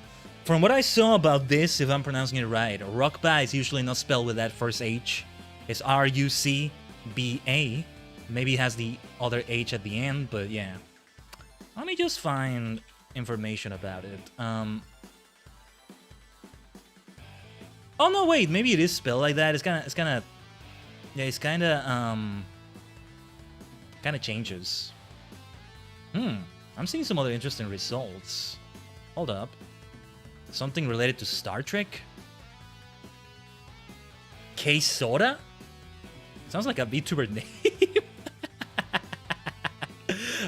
There's like a K-Sora name for it. Like K and then the word Sora in Japanese altogether. But yeah. Delta Cassiopeia.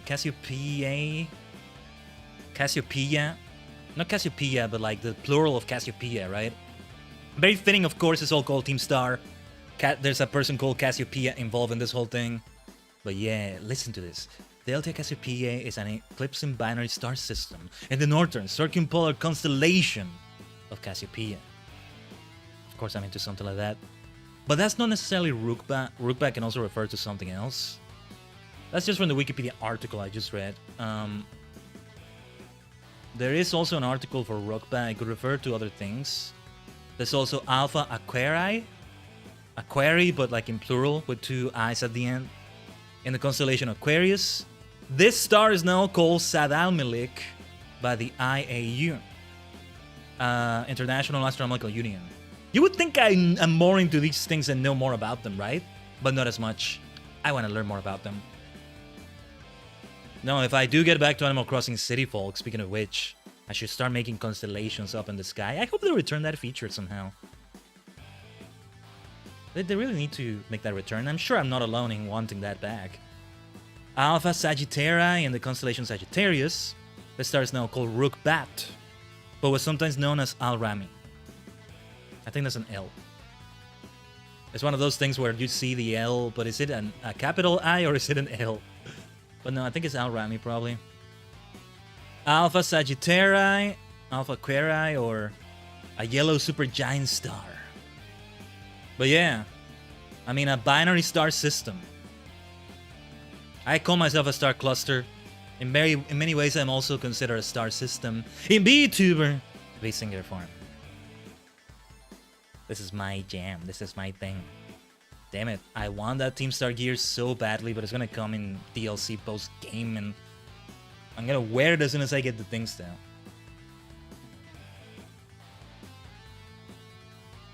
There was that one cap I got from like an ex-Team Star member, but you can only do so much in terms of fashion with that. But alright, the Rook Bass squad led by young Master ℂ𝕠𝕟𝕤𝕠𝕟. Mr. Harrington? I don't think we're supposed to be giving out that information. No? Then please accept my apologies. Do you have any idea as to who these young men might be? He's no friend of ours. You know, I think he might be here to try and take us on.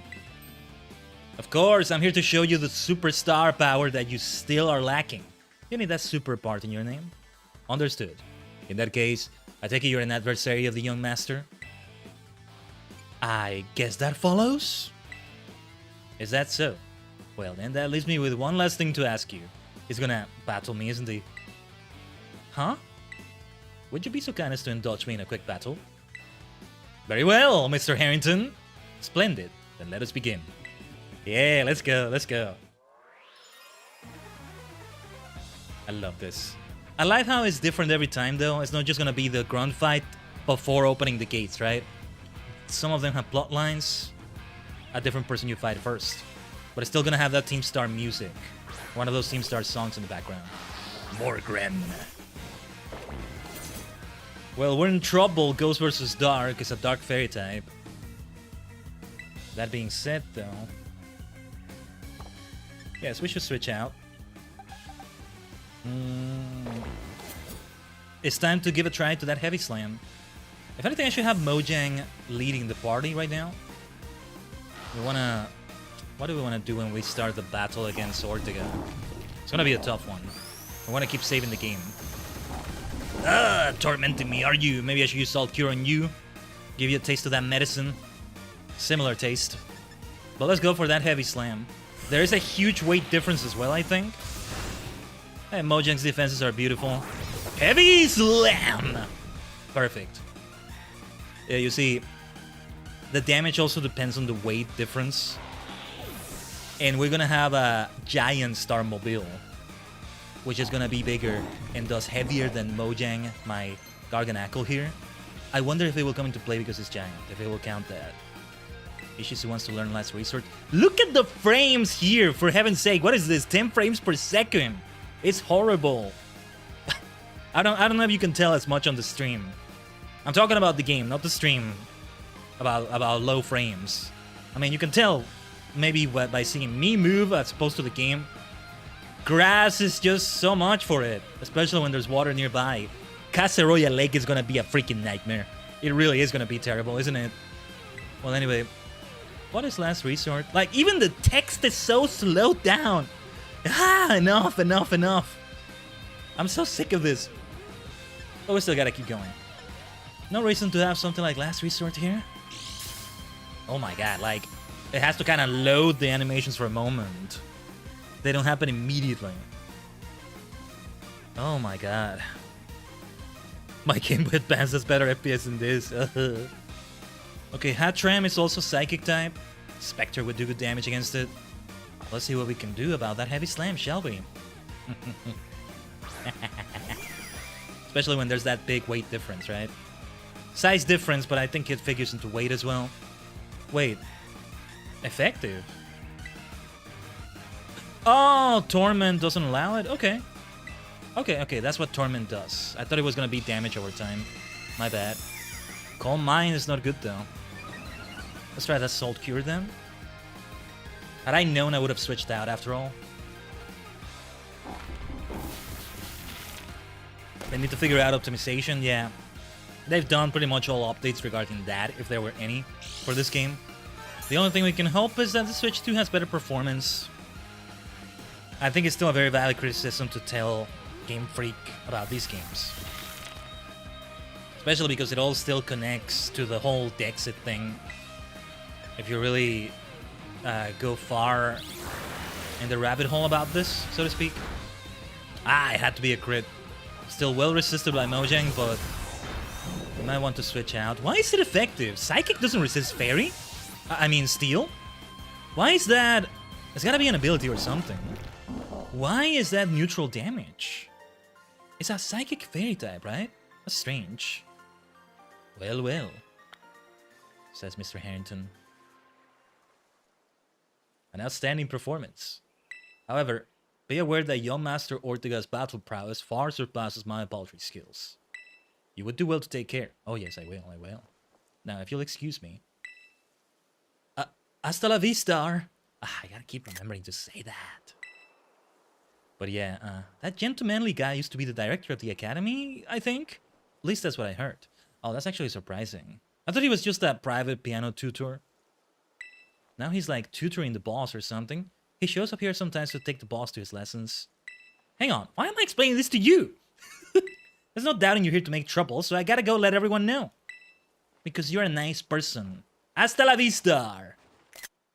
Oh, I thought he was gonna have the star. I was trying to time the screenshot to that. We got the timing right, but the star didn't show. Final evolution is Psychic Fairy. Ah, it's just Psychic type. That must be it. Okay, okay. I forgot. Thanks for the clarification, Kiba.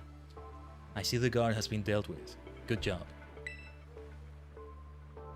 That base belongs to Team Star's Fairy Crew, Rookbass Squad. Their boss, Ortega, is the mechanic of the team. He may be the youngest of the bosses, but his battle skills are no joke. Underestimate him, and things go south for you quickly. He's also a real lead from the back type. He gets his grunts to do all the dirty work for him. But his weak point is his short fuse. Get him good and angry, and he'll march out to the front lines to deal with you himself. In terms of tactics, there's nothing else for it but to take down all the lackeys he sends your way. Just tough it out until Ortega shows up, and go from there. Ring the bell on the gates once you're ready to kick off this phase of the operation. Time to wipe the Rookbass Squad off the map. No, don't wipe them off the map. Let's keep them. But now as my squad. My team's superstar. Like, damn it, Cassiopeia. Damn it, Clive. I don't want to take them down. I actually don't. Okay, first of all... Yeah, you're the lead. Then this one up here. Who was the third one then? Do we want to make a Khaiden? It might be good to have Khaiden, especially for Thunderwave and Tailwind. Well, no, in the final battle against Ortega here, it will be all 6 of them. Though who is in the lead is still important, but no, otherwise it doesn't make a big difference, right? I think. Also, what Terra type did I have for Spectre? It was... You know what, I'll make Spectre the lead. I am so worried about that level 55. I should avoid trainers until we challenge the next gem, which will be on the next stream, or at least that's the plan anyway. I hate that. I think I finally understand why so many trainers have only 1 Pokemon, 2 at most, 3 is the most I've seen, even if they're higher level. We don't see as many trainers with like 4 or 5, which this game doesn't have that many of those. Even if it's a bunch of Caterpies or something, you would see those trainers sometimes, right? Not as much here, or at all. And it's probably because it would be too much experience. And it's easy to hit the level cap. That's something they need to work on. As they keep working on this open world formula, if we want to call it a formula. Who knows what Legend CA will be like before we get the next mainline games. Probably Gen 10. But it might be some other remake or sequel or remix or who knows what. But yeah, like, the way you have to really prioritize the gems over everything else. Because of these level caps. Without any further ado though, let's challenge the Rookbass crew. Wait, did I save the game? Let's make sure, let's make sure. So I haven't even continued talking about what my Hoenn starters would be. You know what I would do? You know what my ideal? I think I know the one I would choose. Out of many great choices. Which one is the one that evolves into both Shedinja and Ninjask, I think it is? That one. Then it becomes both Shedinja and Ninjask, a truly multi-dimensional existence. In 2 different bodies, sort of. I like what's going on with that. I would do that one. Otherwise, yeah, all the ghost and psychic types, kind of. Ralts is a good one. I'm like Wally in that sense. Code Red! Code Red! Operation Starfall alert. Everyone, get into position and defend the boss with all you got.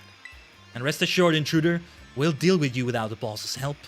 Unless you manage to beat 30 of our Pokemon in 10 minutes, that is. Good luck with that.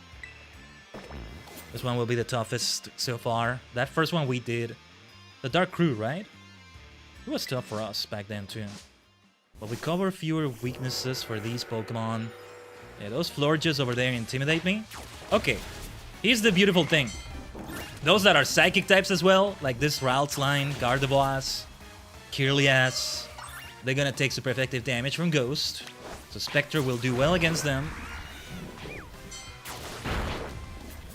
So, alright. Ah, Mimikyus. Good to see them too, though. Nice music. I haven't been paying attention to the Team Star music as much. I mean, this song in particular. The frame drops are not as bad right now, which surprises me. Not as bad as they were just a moment ago. Okay, they're starting to get bad again, but... There's grass, there's water, and there's many Pokemon and NPCs everywhere. It surprises me that it's not even worse than before.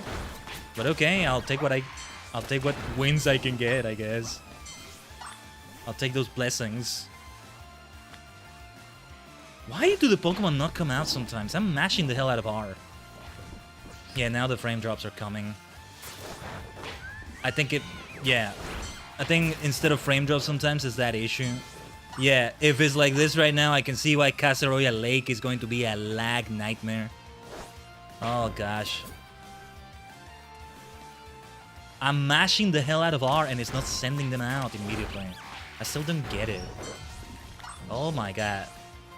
We are turning into a slow motion scene right here. It's so epic that we have to see it in slow motion, you know? I don't know. The fights are so intense. They happen so fast. Let's slow down and see the slow-mo repeat. That's what this is, but without the repeat part. Oh goodness. Let's stay away from the water. What the hell? So yeah, the sooner I can get the hell out of Casaroya Lake, the better. Only 1 or 2 Pokemon left. Only 1 left. We're fine. Khaiden, go and kill them. Take them out. Or well, yeah, there we go. Just one needed. Like 2 minutes and 6 seconds it was. Our defenses are breached. It's all up to the boss now. Ortega. You have to go to your piano lesson soon, but... Here. Oh, I love the look of the Starmobile. Let's go. Ah, beautiful flag.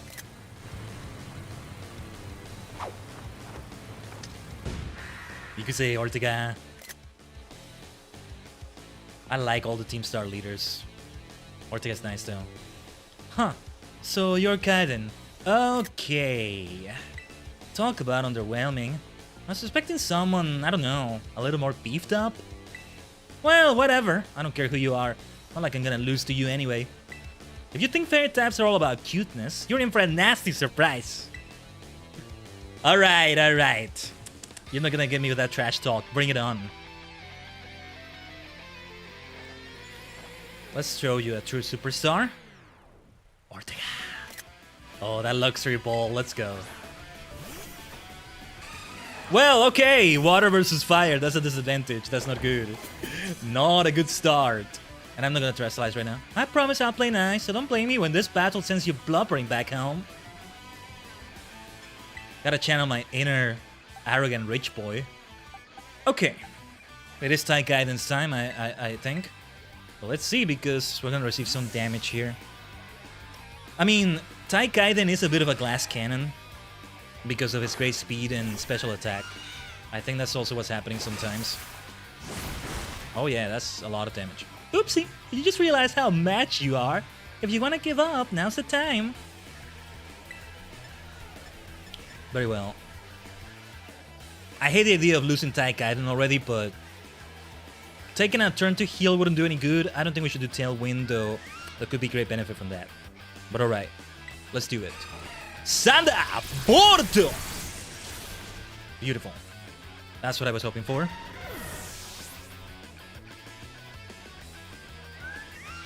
Wigglytuff incoming. I want to try doing Tailwind. How many turns is it? 4? It benefits the team either way. Let's give it a try. Go for it, Khaiden. Tailwind. There's rain and there's wind. Oh yes, and wind power. Yeah. I forgot about that. Well done, my friend. Ah, it had to be a crit. It might have been a feint either way. Alright then. Wigglytuff. Do we want to go for that heavy slam already? Or do we want to go for the fire resistance, but we're not hitting this Wigglytuff with that Shadow Claw?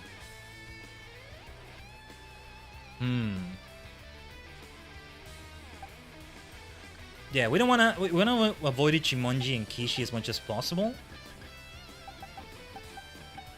I'm gonna try Mojang already.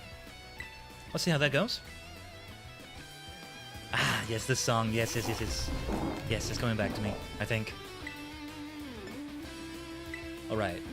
What is great is that Mojang is faster when it's usually a slower one, but Tailwind helps, right?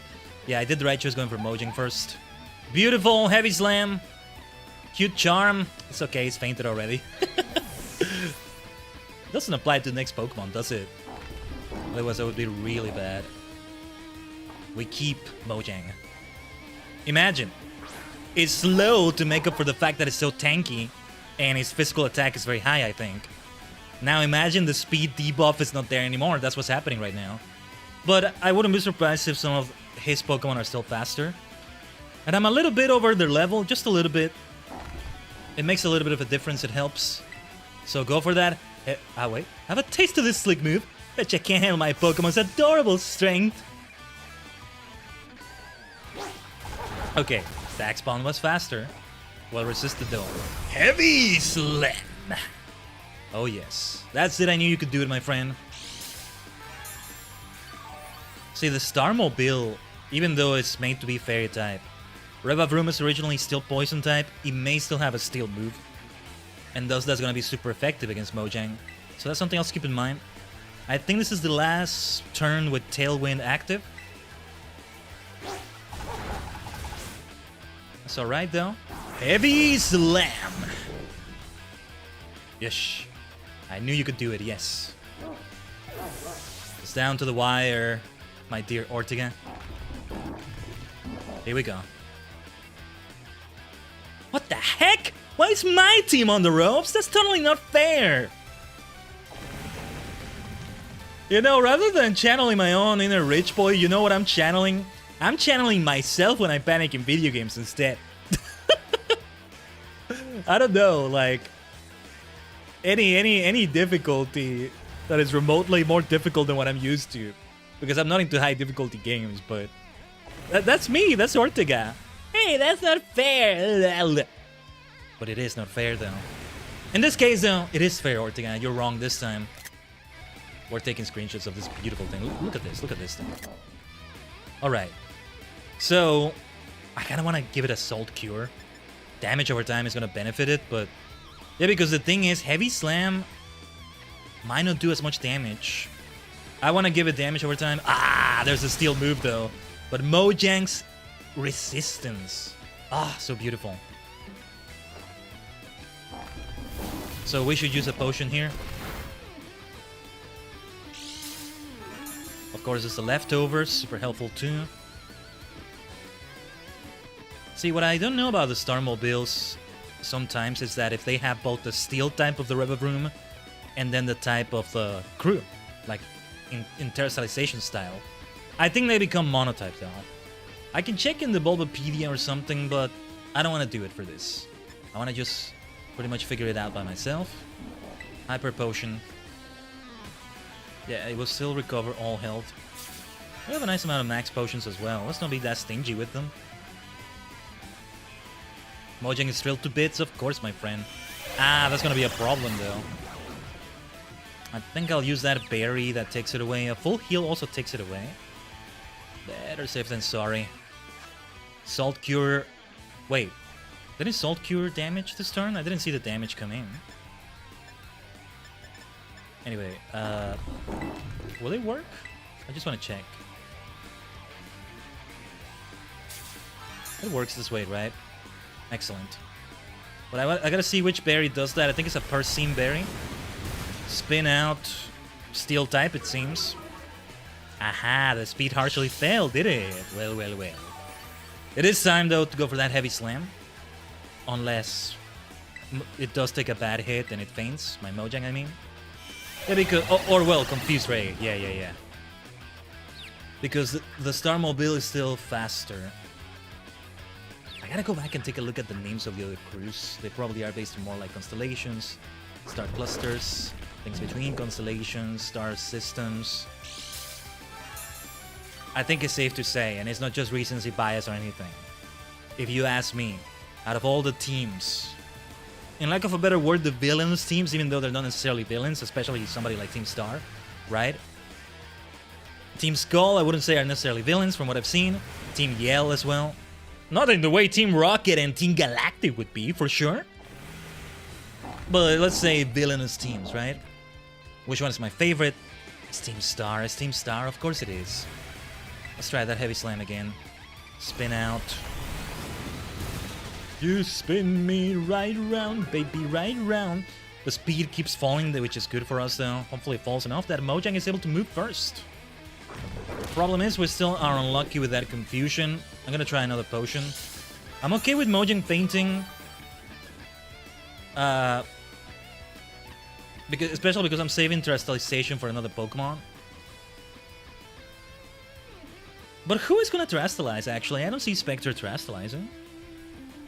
Maybe Ichimonji. Yeah, Ichimonji so he becomes Fire type. And resists better. That would be better. But alright. Hyper Potion.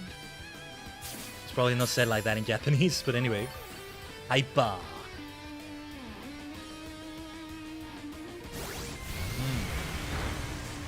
That's the one that's Fairy type. Magical Torque.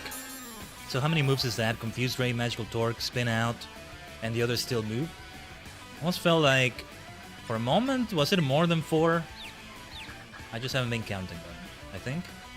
We can do this, Mojang. Yes, let's go. Okay. About the damage I expected. Has super effectiveness with Steel on Fairy, but it's missing the weight boost. Still good to do, though. Where's the Bloody Cell Cure, though? Does it not work on the Starmobile? Okay, whatever. Let's keep it going. If we do get Spectre out here, the first thing I'll try to do is to go for a Confused Ray.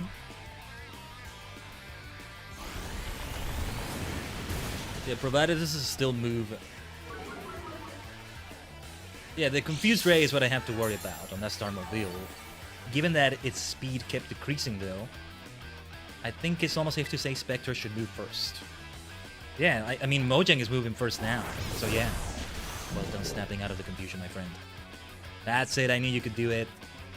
See, part of me kind of hates them fainting, but... Ah, nice. But it also makes the battle more thrilling. And it allows me to switch out without having to have that turn where they take damage.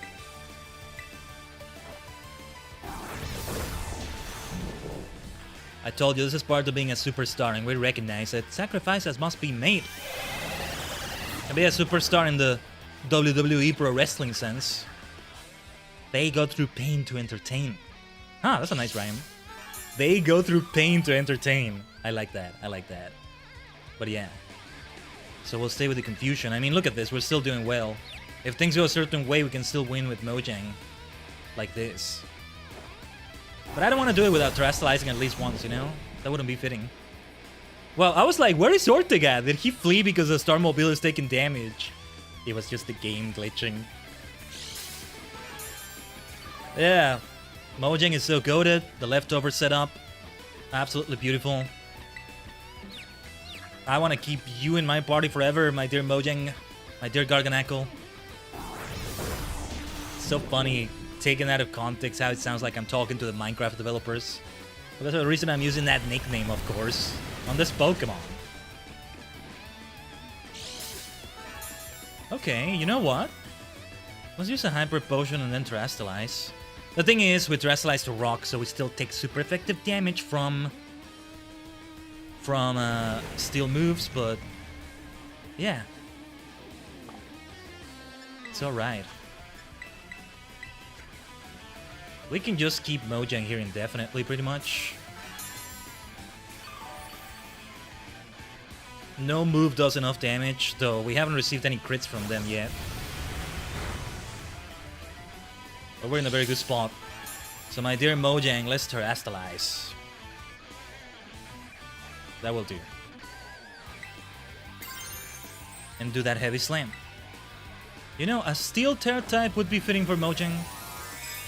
In which case, of course, I will keep the heavy slam. That would be helpful, actually. It wouldn't help with the fighting type resistance nor the ground resistance, but it would help with the steel resistance, I guess. Maybe another type would be better. But anyway, if we do run out of the power points for heavy slam, yeah, it's okay. I knew the confusion was there. We can still do great damage with rock moves right now. I might still try rock slide. I don't know what it is that happened with Salt Cure though. I'm still wondering what that was about. Try it again, my friend. So much confusion. So much damage from confusion. You're just delaying the inevitable, ℂ𝕠𝕟𝕤𝕒𝕠𝕟𝕤, young master. Bochama. That's probably what they're saying in Japanese. Bochama. Master ℂ𝕠𝕠𝕟. I won't use a potion this time. Yes, I was hoping you would snap out of confusion, my dear Mojang. Heavy slam! Alright. Wasn't sure if it would be enough or not. But yes, I knew you could do it, Mojang. Don't worry about it. We still got this. We still got this. You're in a bit of a pinch. You look like you might cry. Don't worry about it. We can finish this. This is epic. There's one power point left in heavy slam. Mojang ends up going first because of the speed decrease from that move that the Starmobile did. Terrestrialize for rock, but we end up using the steel move, and like, yeah, it worked out.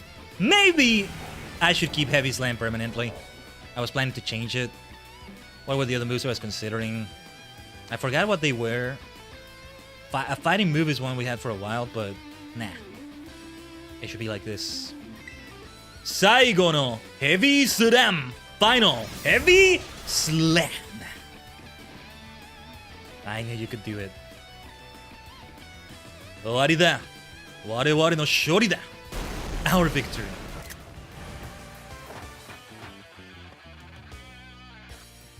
ℂ𝕠𝕟𝕤 is gonna be so angry. How will he react? He might be the one who takes his loss the least gracefully? Or maybe not. Ugh, how could I lose?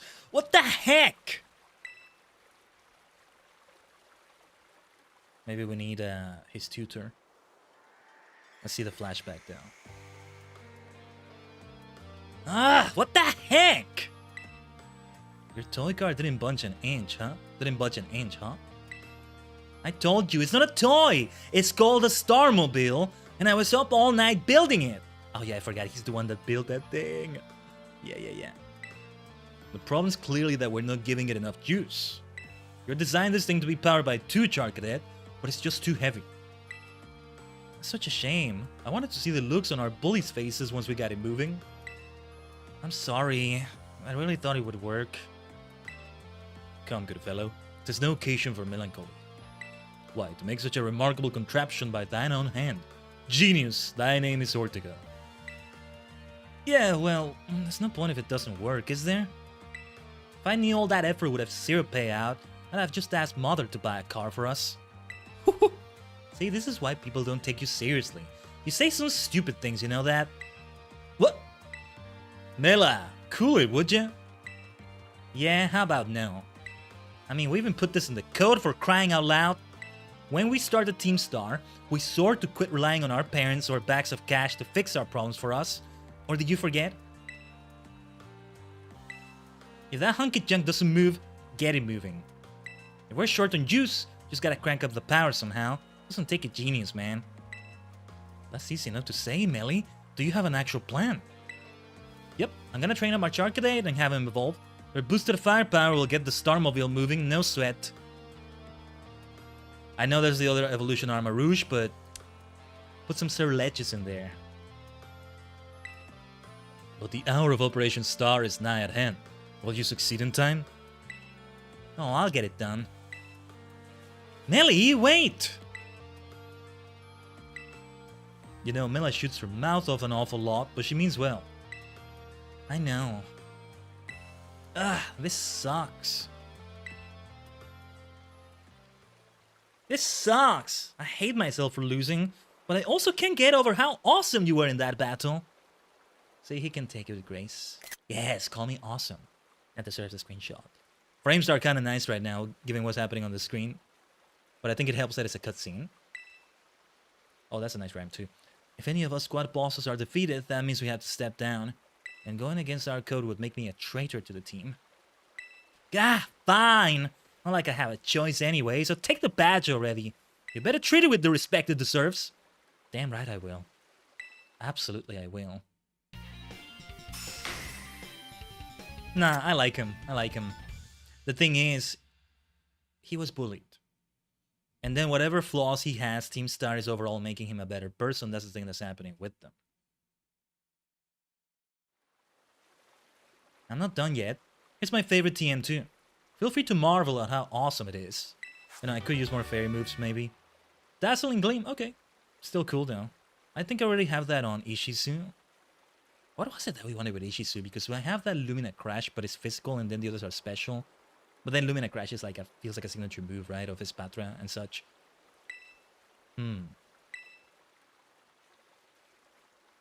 just so you know, you are the worst! Like the most annoying person ever!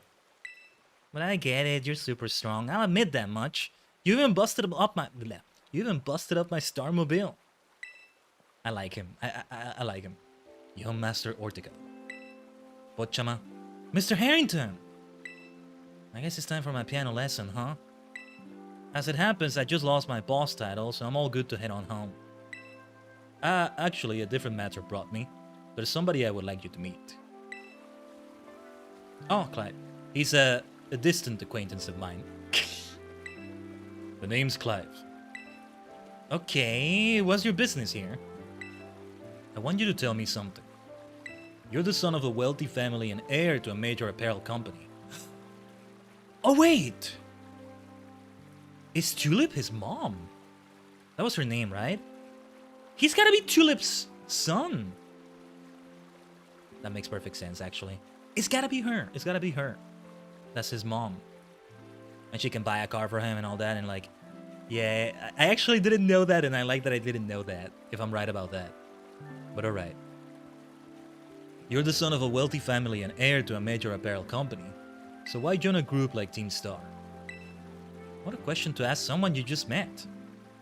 Well, my answer is the same as everyone else in the team. It's cause I was being bullied. So the academy really did used to have an issue with bullying. Who would guess, right? The school is all rainbows and butterflies these days. One might think it's because of Team Star in the first place. And the bullies from back then don't even go to the academy anymore. Nice to hear that. Why? What happened to them? As the former director of the academy, I believe I am best positioned to answer that question. Mr. Harrington... Mr. Harrington... About 18 months ago, the members of Team Star confronted the students used to bully them, and an altercation broke out between the groups. Though it did not escalate into a major incident, the altercation nonetheless caused a scandal of hitherto unknown proportions. As a result of what occurred that day, the students who had perpetrated the bullying dropped out of the academy, one after another. Happy ending! Good riddance to trash. But there aren't any records of that anywhere in the academy. Yeah, I was about to say also, Director Clavel hasn't been director for long, it seems. No, I should imagine not. My former deputy deleted all records of the incident, you see. What? Why would anyone do that? Just as I was puzzling over how best to deal with Team Star in the aftermath of the incident, a certain student came to see me. This student declared that they would take all responsibility for the team's actions. In exchange, they requested that I exonerate the other students of Team Star from any blame. What is there to exonerate for? They did what they had to. But I can see why that student, I think I know who it is, felt that way. You did well stepping down from that role of headmaster, principal, director, whatever the hell the name is, because if you were about to do something to the Team Star crew for fighting back against their bullies, motherfucker, you deserve to be fired. So might as well quit. Retire. Yeah. We're getting further from monetization, but damn it, I had to say it. Come on, man. Huh? No one told me that. I accepted the request and agreed not to take disciplinary action against Team Star. Oh, aren't you the most gracious motherfucker? I hate this old bastard now. I kinda liked him before, but nah. We're better off without you. You're part of the trash that needs to be taken out of the academy.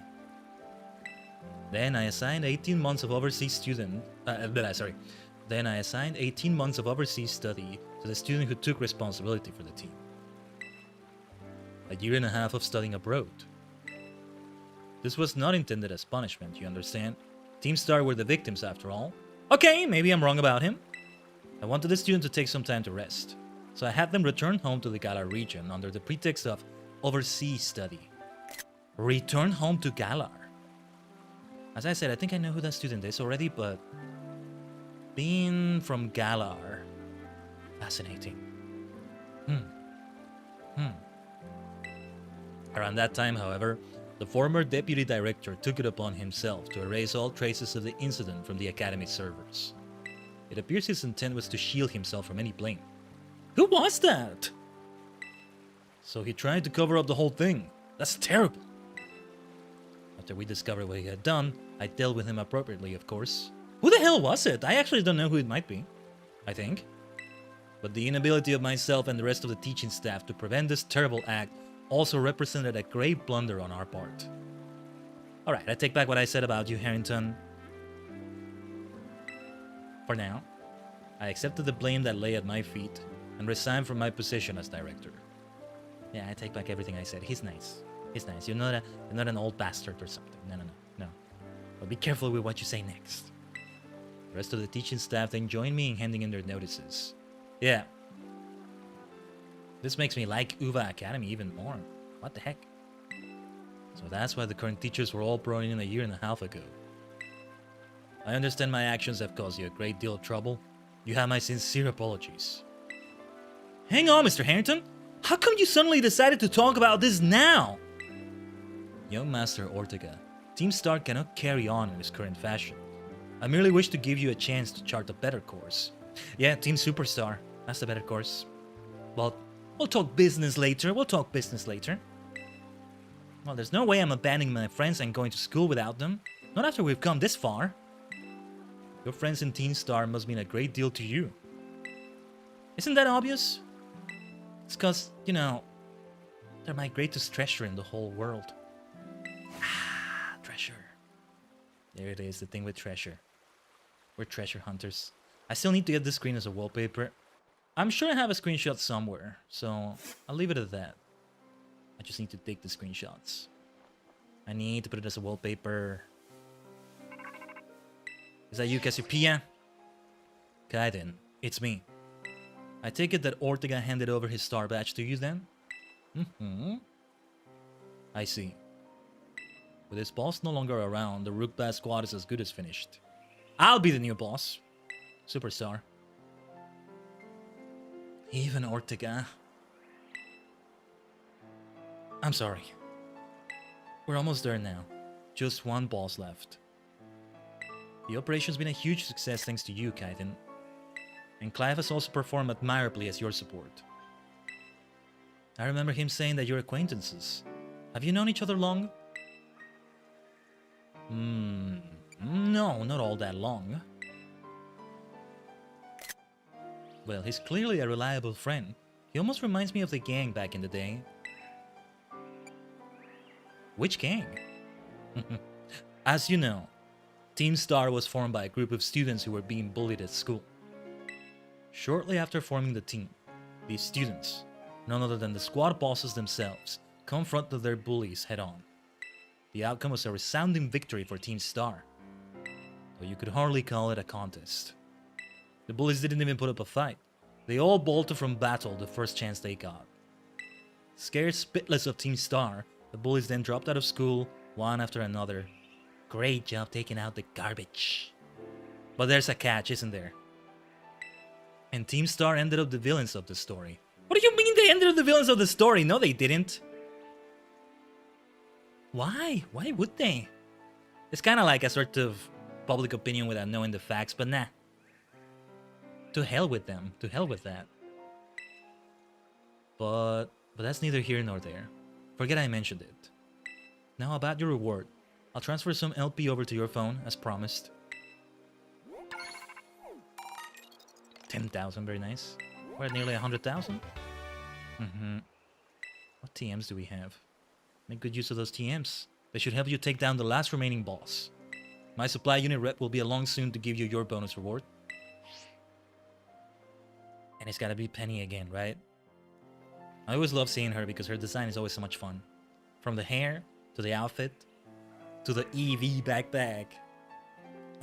Here I am. Ah, Miraidon. I forgot about this. Stay in your Pokeball for once, will you?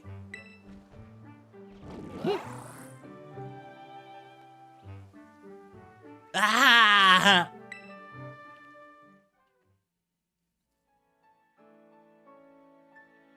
Sorry, I'm not putting that much emotion to the yell. But that's alright. Wow. Team Star went through all that, huh? They just wanted the bullies to go away. But then they became the bad guys in everyone's eyes. What bullshit. What a joke. The students, the teachers, they're all so messed up. Well, again, you know, the way the teachers all quit, I think eventually was known. But then Team Star kind of got affected by that, and they started being kinda bullies themselves too, and leaning into the villain thing. But I get the feeling the students, it wasn't that bad.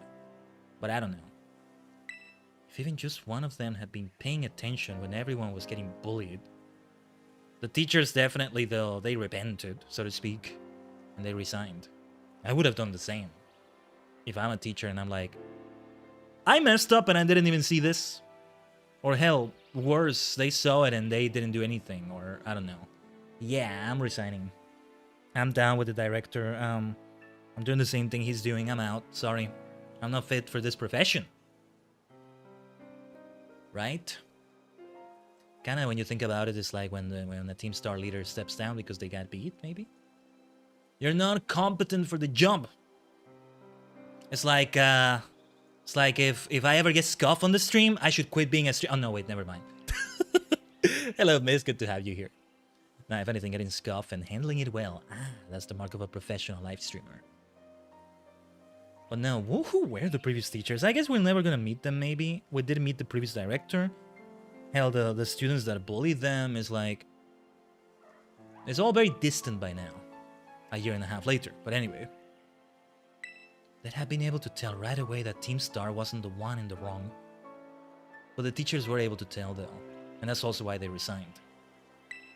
I guess the big boss was the one who urged everybody to face their bullies, despite knowing how messed up the academy is. That's precisely why they had to face them, right? A massive idiot, creating Team Star and just hoping their plan would miraculously work out. But it did work out. You really think so, Penny? I'm sure of it. But the thing is, it did work out. Well, here's your reward. The next boss is the very last one. We're counting on you, Khaiden. See, because I got that scene with Clive saying there are 2 bosses left before going to the base. I wonder if when we come near the fighting base, again, if it will play the cutscene where he says there's only 1 left. Right? It's kind of funny. Hopefully we didn't make anything in the game break or something. That would be terrible, actually. Let's not forget to go to the Pokemon Center. But of course I need to go back to the base and see... Oh my goodness. Let's not stay here long though. These frame drops are not nice. Never thought a crew would get beat. Yeah, you now answer to me though. That's okay. Team Superstar will be even better. You know what we're gonna do? You know what we're gonna do? We're just gonna have offense as the best defense even more. And I'm right here, by the way. Where are you, boss? I'm right here. Right in front of you. Are you wearing the sunglasses for so long that you've gone blind or something? I'm here. I'm here. I'm your new boss, of course. Where's my Team Star gear? Damn it. But, we fight back against bullies. And if some idiots think we're the ones at fault, we beat up those idiots as well. That's what we do. Oh, the students are having issues. Okay, let's beat them up. You know, maybe that's actually what was going on. And why then Team Star really did seem to be villainous. Is this gonna be the end of Team Star? Yes. In the same way that Acerulech means is the end of Char Cadet. We're evolving to Team Superstar. Thank you very much. Ah, damn it. I hate that it has to disband. But at least eventually we can get their gear. Just, it's gonna take a while. We gotta be strong, of course. Under my great leadership, you will be even stronger. What's gonna happen to us now? I'm your leader. I'm here. Keep doing what you're doing. But do attend your classes, actually. Do attend your classes. Are the other squads okay? Yes, of course. They're being led by me, except one more, but I'll get them. I'll get them. Even if I don't pick up any new items or new dialogue. There's no way we can show our faces in school after this. Oh, you should, though. You'll be even better. Did I see an item around here? Oh, no, even if I don't find any new items or dialogue, it's fun to explore the base. Maybe take pictures, but I'm gonna take pictures right now. Yeah, look at the beach. There's gotta be something nice over there. Some nice item, maybe. They should make a third, fourth version of Scarlet and Violet named Laggy Scarlet and Unplayable Violet. My goodness. Oh man, I do hope Casaroya Lake is okay when we finally get to it. Which should still be soon. Aha, Ice Cube and Gyarados. Let's avoid any fights though. I see a trainer though, so let's get into a fight there. Oh yeah, I was supposed to heal at the Pokemon Center. I'll get into that fight and then we'll go, maybe. Maybe. Actually, we shouldn't go too crazy fighting the trainers because we're still at that level cap. My boyfriend and I came here for a picnic, but I guess I got some free time to battle you. The Team Star! Did you go to Team Star's base to get here? Jimena? His boyfriend is in Team Star, probably. The lake is horrible, most likely the largest... the laggiest area in the whole game, including DLCs. It's good to know that it doesn't get worse in the DLCs, at least. But we'll have to get there. Alright. Shadow Claw. Yeah, it's a good matchup here against a Scope villain. Grass and Fire are resisted here. So there may be more moves. Hatterene. Super effective ghost damage, let's go. Yes, and Hatterene is Psychic Fairy as well. But alright. Oh yeah, we need to recharge the Terra Orb too. That's another reason we want to go to a Pokemon Center. That's okay.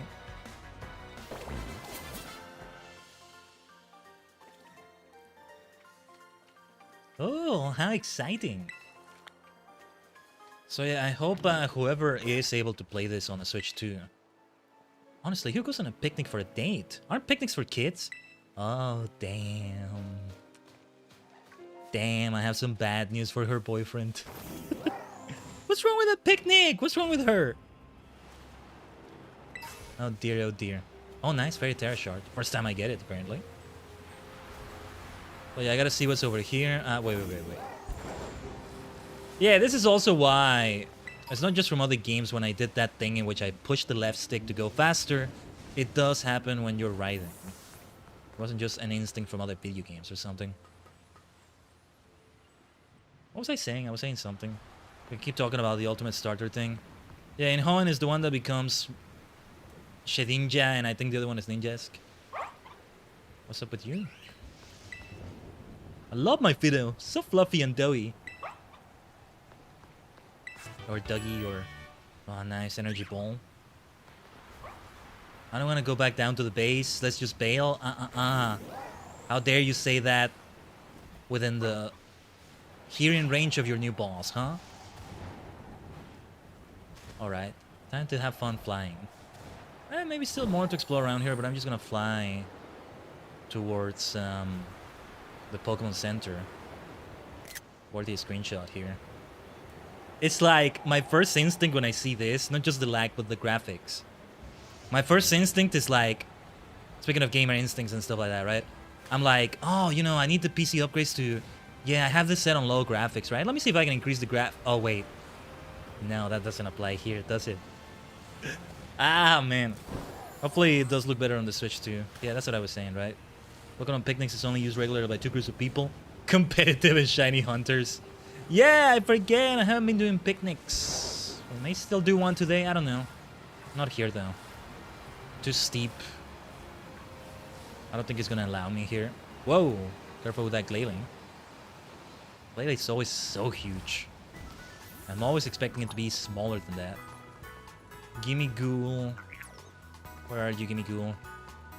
Gimme the Gimme Ghoul coin, Gimme Ghoul. Oh, is that on the roof of that thing? Hold on, hang on a moment. There you are. I had a feeling it would be here. Ooh, I'm almost tempted to try to catch that Frostlass, but...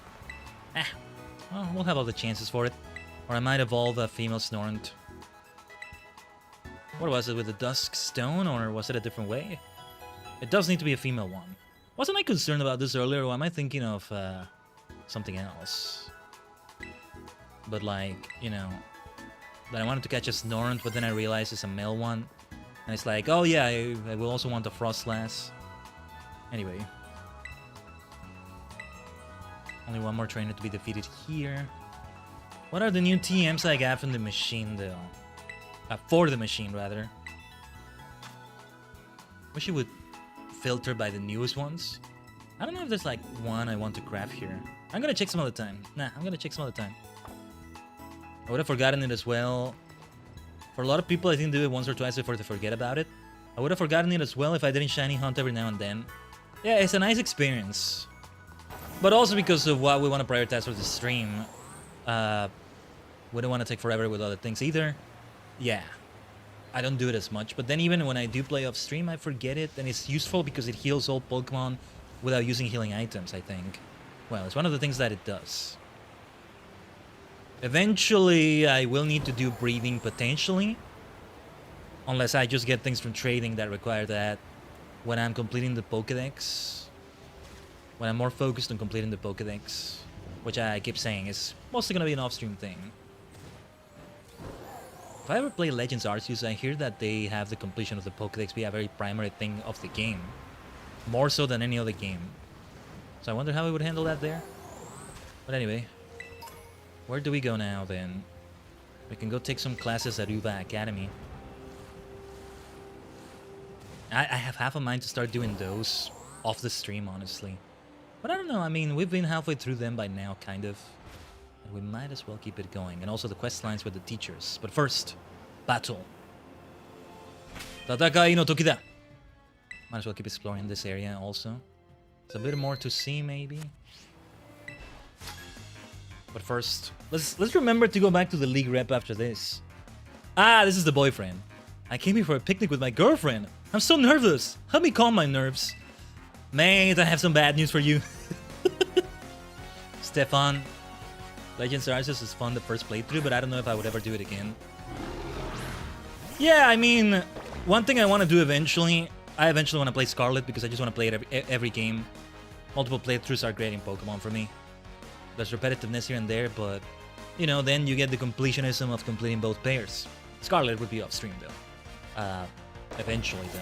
I'm not gonna have to spend the money on that anytime soon. But Legends Arceus is just the one game anyway, so, yeah. To even see the Pokemon the game is named after, you have to basically 100% the game. To be fair, it is Arceus. I mean, it's God. So, yeah. That's interesting, though. Isn't he like part of the opening cutscene or something like that? Also, we should switch out here. Who to go for? Yeah, let's do Mojang for that Heavy Slam. Though there's not a big weight difference like with other Pokemon, but still. That dark move is what I was concerned about with that dark type of Grimmsnarl. Is what I was concerned about with Spectre. And then Ichimonji, my low kicks, would resist a dark move but not a fairy move. I think. Oh no. Nasty Plot is not good news here.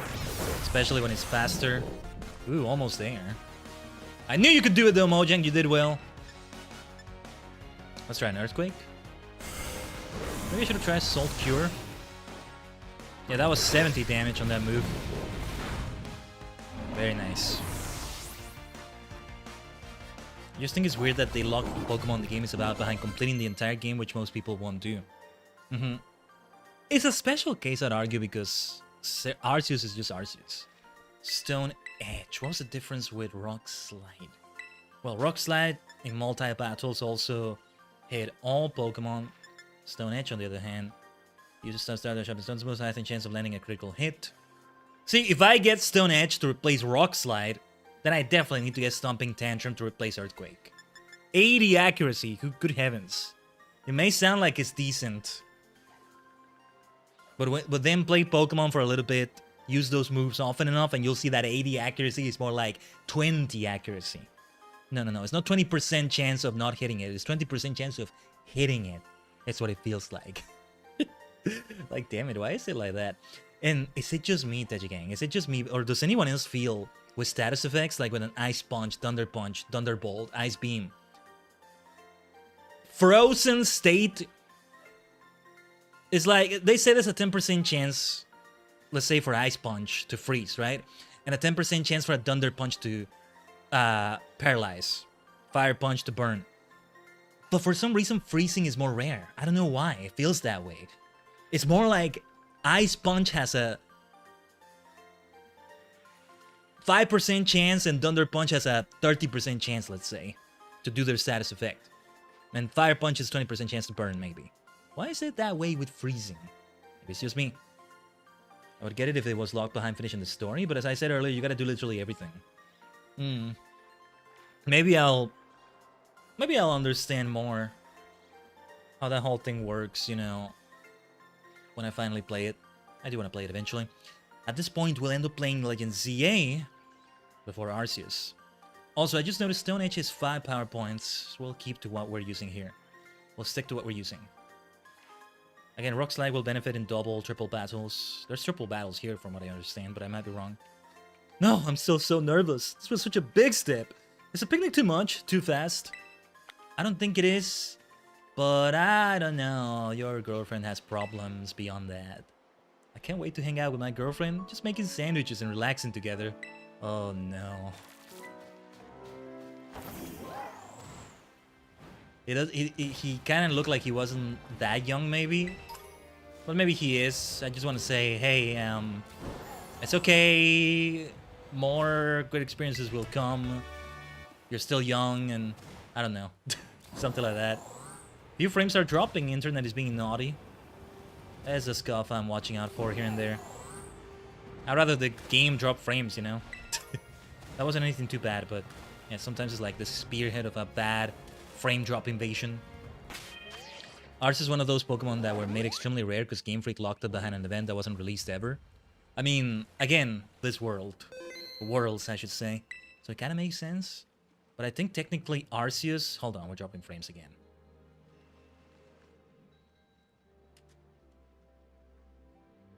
Give me a second, I'm gonna wait for that to maybe stabilize. Yeah, I was right. We're being invaded. It's an invasion from another dimension.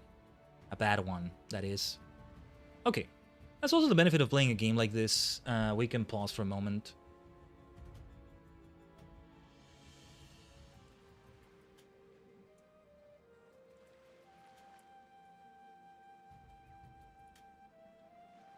Let me see.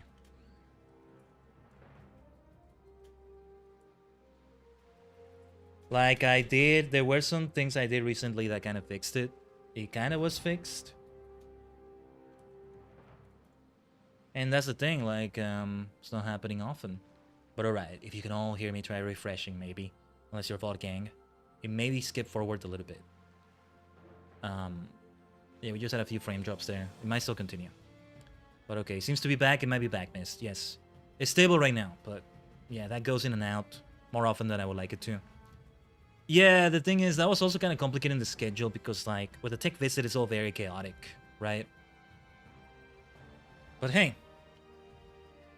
that's the thing. That's the reason why I want to phrase it like this, right? Like, I'm not failing my schedule. I'm adjusting to protect it. That's what success looks like when life is uncertain. Or something like that. No, I wrote that down. That's why I just said it also. But, you know, the thing about any scuff that happens, even if I weren't having these issues, I just know another kind of scuff would appear, right? My advice, unsolicited advice to all of you who want to be a streamer or a VTuber or whatever, especially on live stream parts, but this may apply also if you're just a video creator. Scuff, technical issues. Oh yes, they happen. They may depend, achieving your dreams and those things may depend on those factors, but they're not the whole picture. They're not the whole picture, far from it. Maybe even just a few pixels on that picture. A few centimeters. Got to go, have a good rest of stream. Thank you, Mist. Thank you for being here. As always, and I'll see you around. What was I saying before I was so rudely interrupted? Legends Arceus. Oh yeah, like... Oh, you said so also, we got to see the event in BDSP, but that isn't available in the original DPP games without doing unspeakable X to your console and save files. Oh no. Yeah, because Arceus, I was about to say, it's not a mythical, it's technically a legendary, using those terms, right? If anybody's gonna have some weird Hello, Garchomp. If anybody's gonna have some weird special treatment like that... Have I caught a Sableye yet? Yes. Of course I have, a Sableye. Gotta keep paying attention to Pokemon around me because some of them might be shinies. I think the shiny Sableye colors are not that different from the originals. Hello Garchomp, why don't we fight each other? Speaking of Sinnoh, Shades of Cynthia PTSD in here. I haven't actually ever faced Cynthia in a Sinnoh game. I haven't played any of the Sinnoh games just yet. Looking forward to Spiritomb versus Spiritomb. I don't care if I have to trade or... I want to have Spiritomb in my first playthrough of a Sinnoh game, okay? Might even be on stream if we go for, like, BDSP. Whichever one. I don't know which one I would go for. If somehow it were Gen 4, I probably would go for Platinum first. So... let's try this fight. Now... I want to switch out Spectre because we'll have ground damage there. But do I actually want to deal super effective damage to Garchomp right here? See, I don't have any ice damage. I don't have any ice damage on anyone. I was hoping I would teach an ice move to Kishi, but there's nothing. There's been nothing so far. That's something I need to check in the technical machine. Ideally a physical one though. No, not ideally. It needs to be a physical one. I'm being a bit strict about that. Let's try Khaiden to avoid...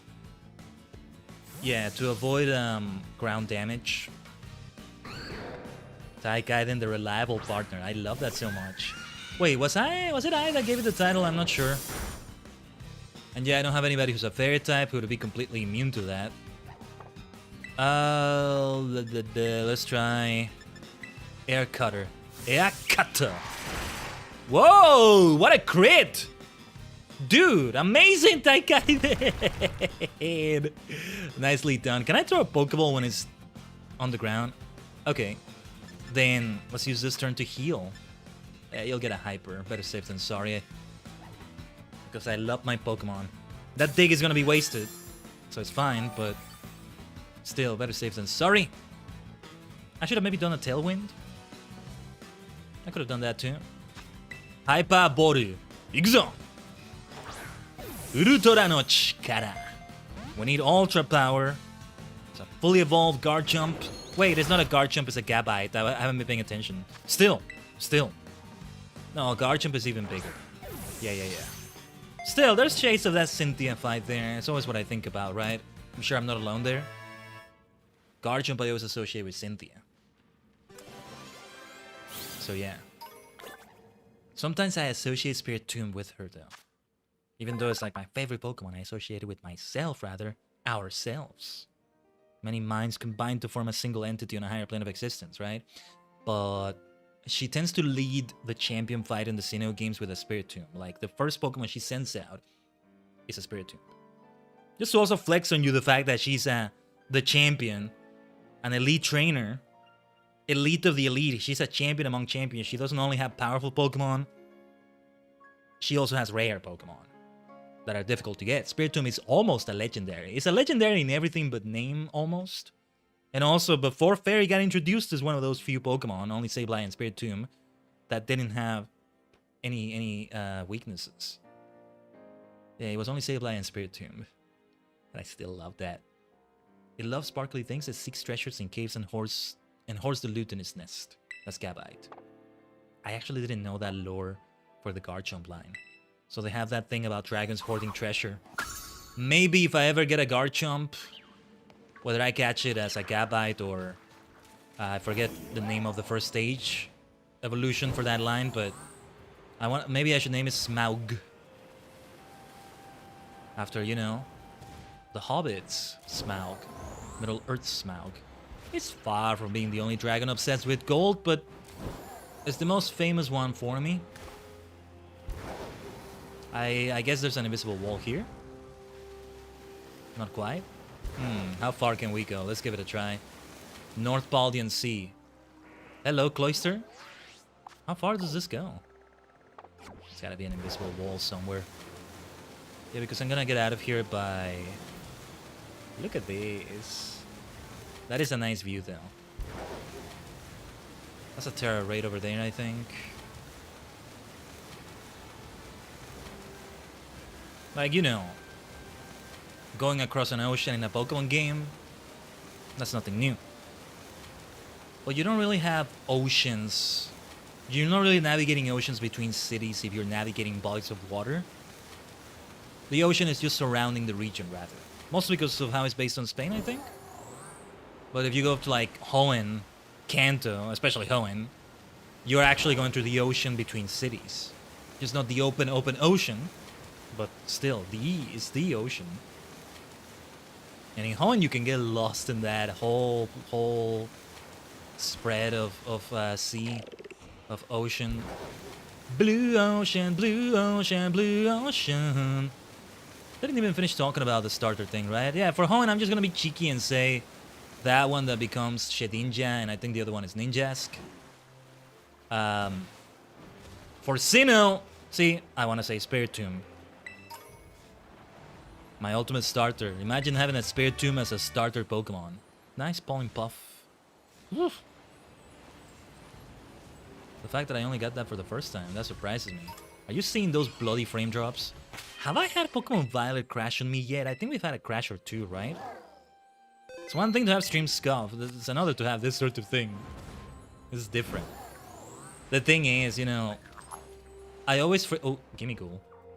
I always freak out the most when it comes to internet scuff because that's not as easy to solve as something like a game crashing on the Switch. Okay, just launch it again, easy. Or, well, okay, the crashes we got with 14, which I hope we don't get again this Sunday. I'll see what I can do if I have time before that stream. But it's gonna be busy before that. For the rest of today and also for tomorrow, but... that one... There's potential solutions I can seek. There's troubleshooting. But internet issues... like, unless you are, like... I don't know... the manager of an ISP company or, like, an engineer that can have access to your polls or something, or who knows what, right? Depending on what they are, they can't immediately be solved. So it always feels like there's always that risk of, if it happens, even if I see just a single frame drop, I start getting into that crisis mindset for a moment, right? Which is like, what has it been called? Catastrophizing, expecting the worst maybe. The level difference should help. Otherwise, it might not let me run because there's that type disadvantage. Yeah, this is too high. This is too high. I would have to go from...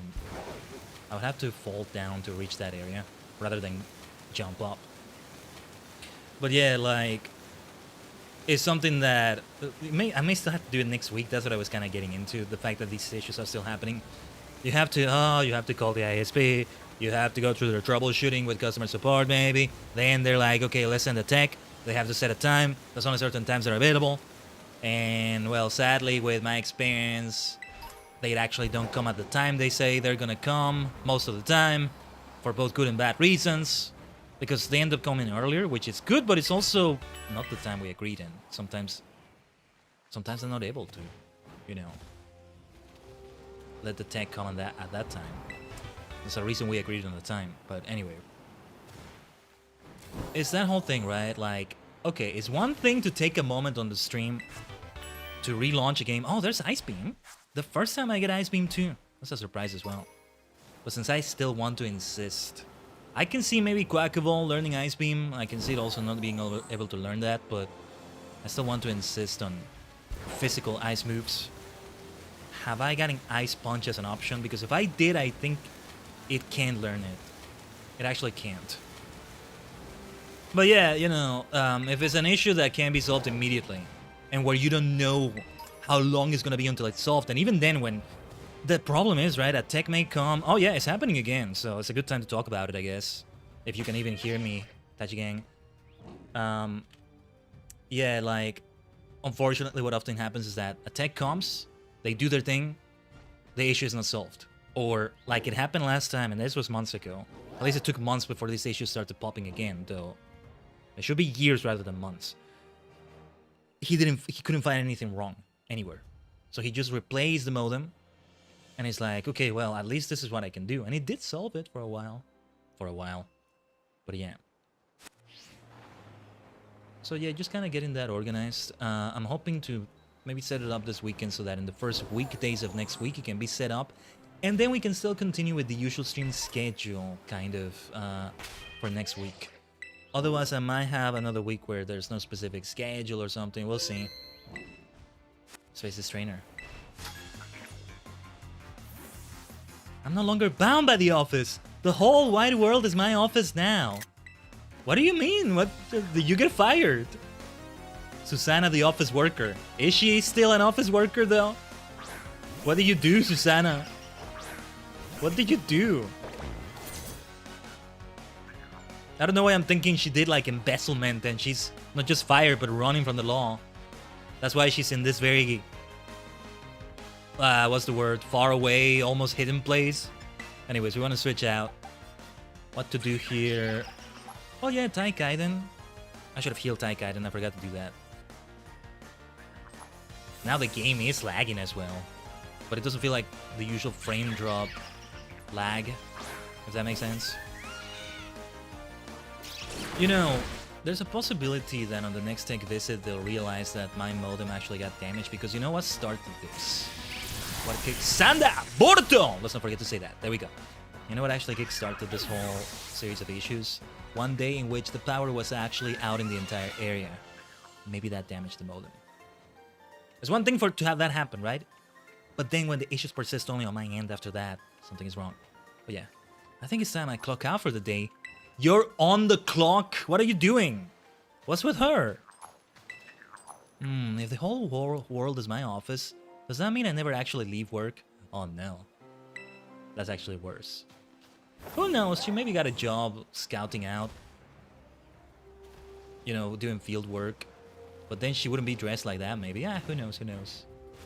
Maybe I shouldn't ask. If she wants to take an extended break, it's fine, it's fine. Do what you must. Yeah, because we have Larry, the poor overworked salaryman, from what we've seen so far. Perhaps companies in Paldi are a little bit iffy. Well, we mentioned Electros earlier and I was gushing about it so much. Whoa, level 65 though. Hold on. Maybe I'll run away from this battle. Let's see what we've got. Might as well give it a try. But that's gonna be trouble. Is that a dragon type? Okay.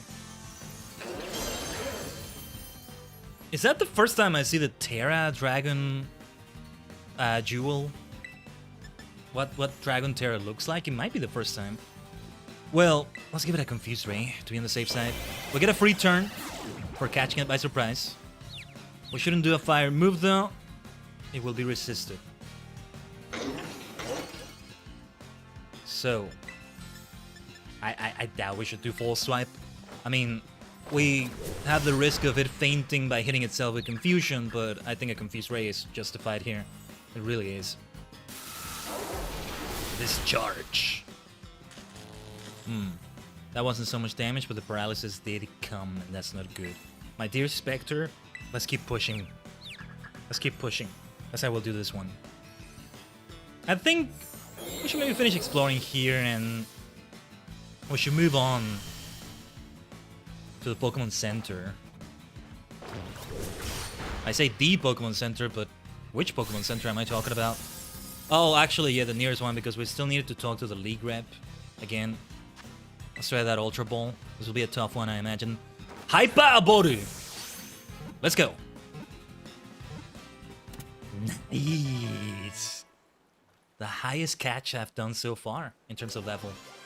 Highest level catch I've done so far. Look at this, though!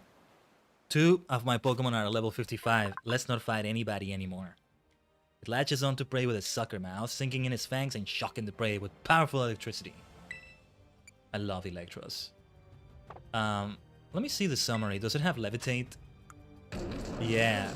It's just so OP, right? The one weakness is no longer there. So you know how I said Sableye, Spiritomb, they used to have no weakness. I mean, no super effective damage doesn't mean they're unbeatable, but it's still something important to mention, right? Well, Electros, Mold Breaker aside, is like that, just in a different way. And with a Dragon Terra type, and it's actually really cool. Of course, when it terastallizes, it gains weaknesses, but you know, Levitate still goes a long way. That's really nice. In a Unova game, eventually when I play it, that was my plan for Electros, and just like that, we got the entire evolutionary line. Yeah, that's why also it was worth it. There may be more to explore around here, but was this the Pokemon Center? Yeah, like I could keep going here. Or was it the Pokemon Center in... Yeah, this is where the Fairy Crew was. We've gone a long way. I think we went the entire way like this, yeah. Okay. Yeah. Nice. I didn't even tell you about all my ultimate starters, maybe. Yeah, I'll just say Spiritomb for Sinnoh. Yeah, I'm not even gonna think of others. Spiritomb. Otherwise, even Magnemite for Magnezone might work. But some others, but yeah, leave it at that. What would it be for Unova? Gothita? Golett. Out of all the ghost types, they're all great, but I think I think the Golett line is my favorite. Hexatron is a nickname I came up with for that. What do we have here? Leaf Storm. Okay. Could still use that grass move on someone, but eventually I'm gonna have a Sinistcha, Poltergeist. Not in that order. The name order is actually reversed as compared to Sinistea, Poltergeist. But yeah. That will actually be the end of the stream right there. That's why I was also saying, yeah, I didn't finish talking about all the regional ultimate starters for Khaiden, Tajigen. Maybe that can be for a future stream, but off the top of my head, yeah, let's say Gothita. For Unova. For Kalos, what would it be? Of course, for Kalos, it's gotta be Pumpkaboo. Pumpkaboo for sure. The Aegislash line is a lot of fun, but it's down to Gourgeist, Pumpkaboo. Then, for Alola. Would I go for a Mimikyu? I'm not sure, actually. Let's think about this for a moment. You can keep telling me also in the chat. Or also VODgang in the comments. But I can take a few extra minutes here at the end of the stream. But Alola. Hell, I might even go for... What is the first stage of Incineroar? That one, which is an actual starter because Incineroar is fun. Incineroar.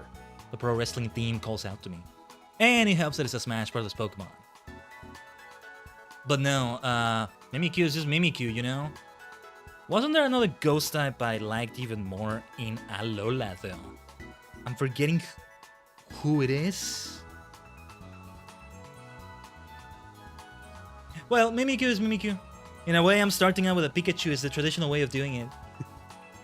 So yeah, I'll just say Mimikyu. Once again, with a ghost type that has no other evolutionary stages, huh? just like we did with Spiritomb. What would it be for Galar, Sinistee? Sinistee. I don't have to think about it. I don't have to get other nominees for this choice of starter. Sinistee 100%. And then here in Paldea, see, if we count the DLC, I want to say Poltergeist, similarly. But even if we do, I think I want to insist on Nimble, who evolves into Lokix, the Kamen Rider Pokemon, right? Like Ichimonji right here.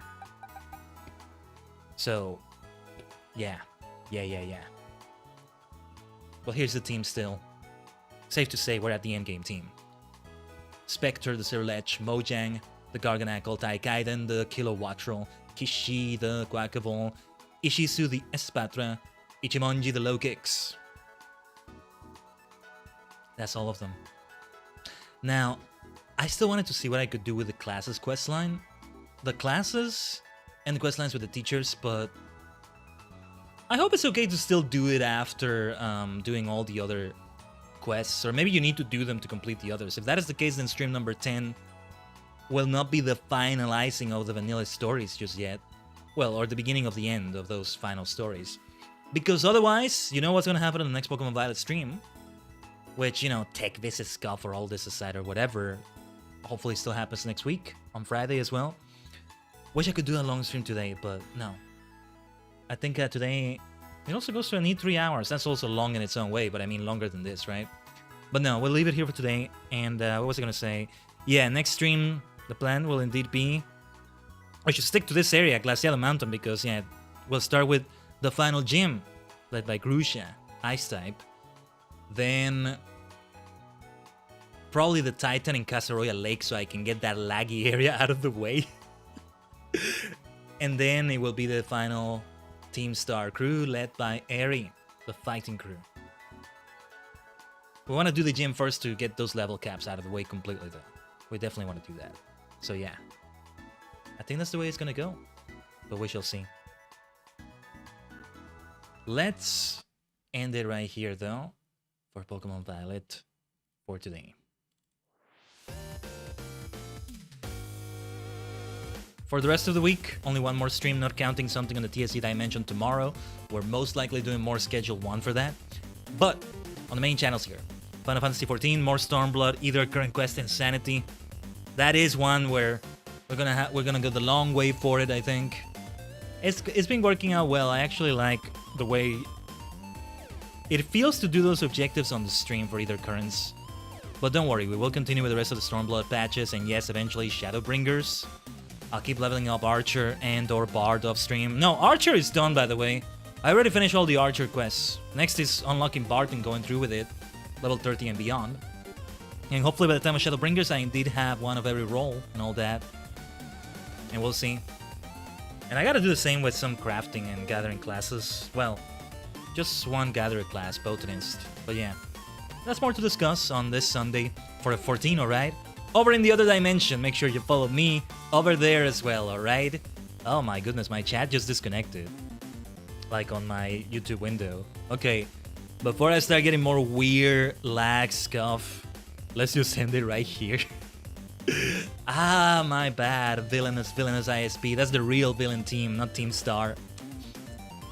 Hopefully it's something that can be solved. It's just so complicated to put it on the schedule and all that. But alright. Enough of that. It has been very lovely, Tajigen. Thanks for watching, every man. And I'll see you on the next one, alright? Bot Gang, also thanks for watching. Be sure to leave a comment answering that question too. But yeah, well, the next stream is this Sunday, or much, much later for you. Hope to see you around. Hey, subscribe, like, all that good stuff. And alright, let's end it right here. お疲れ様でした。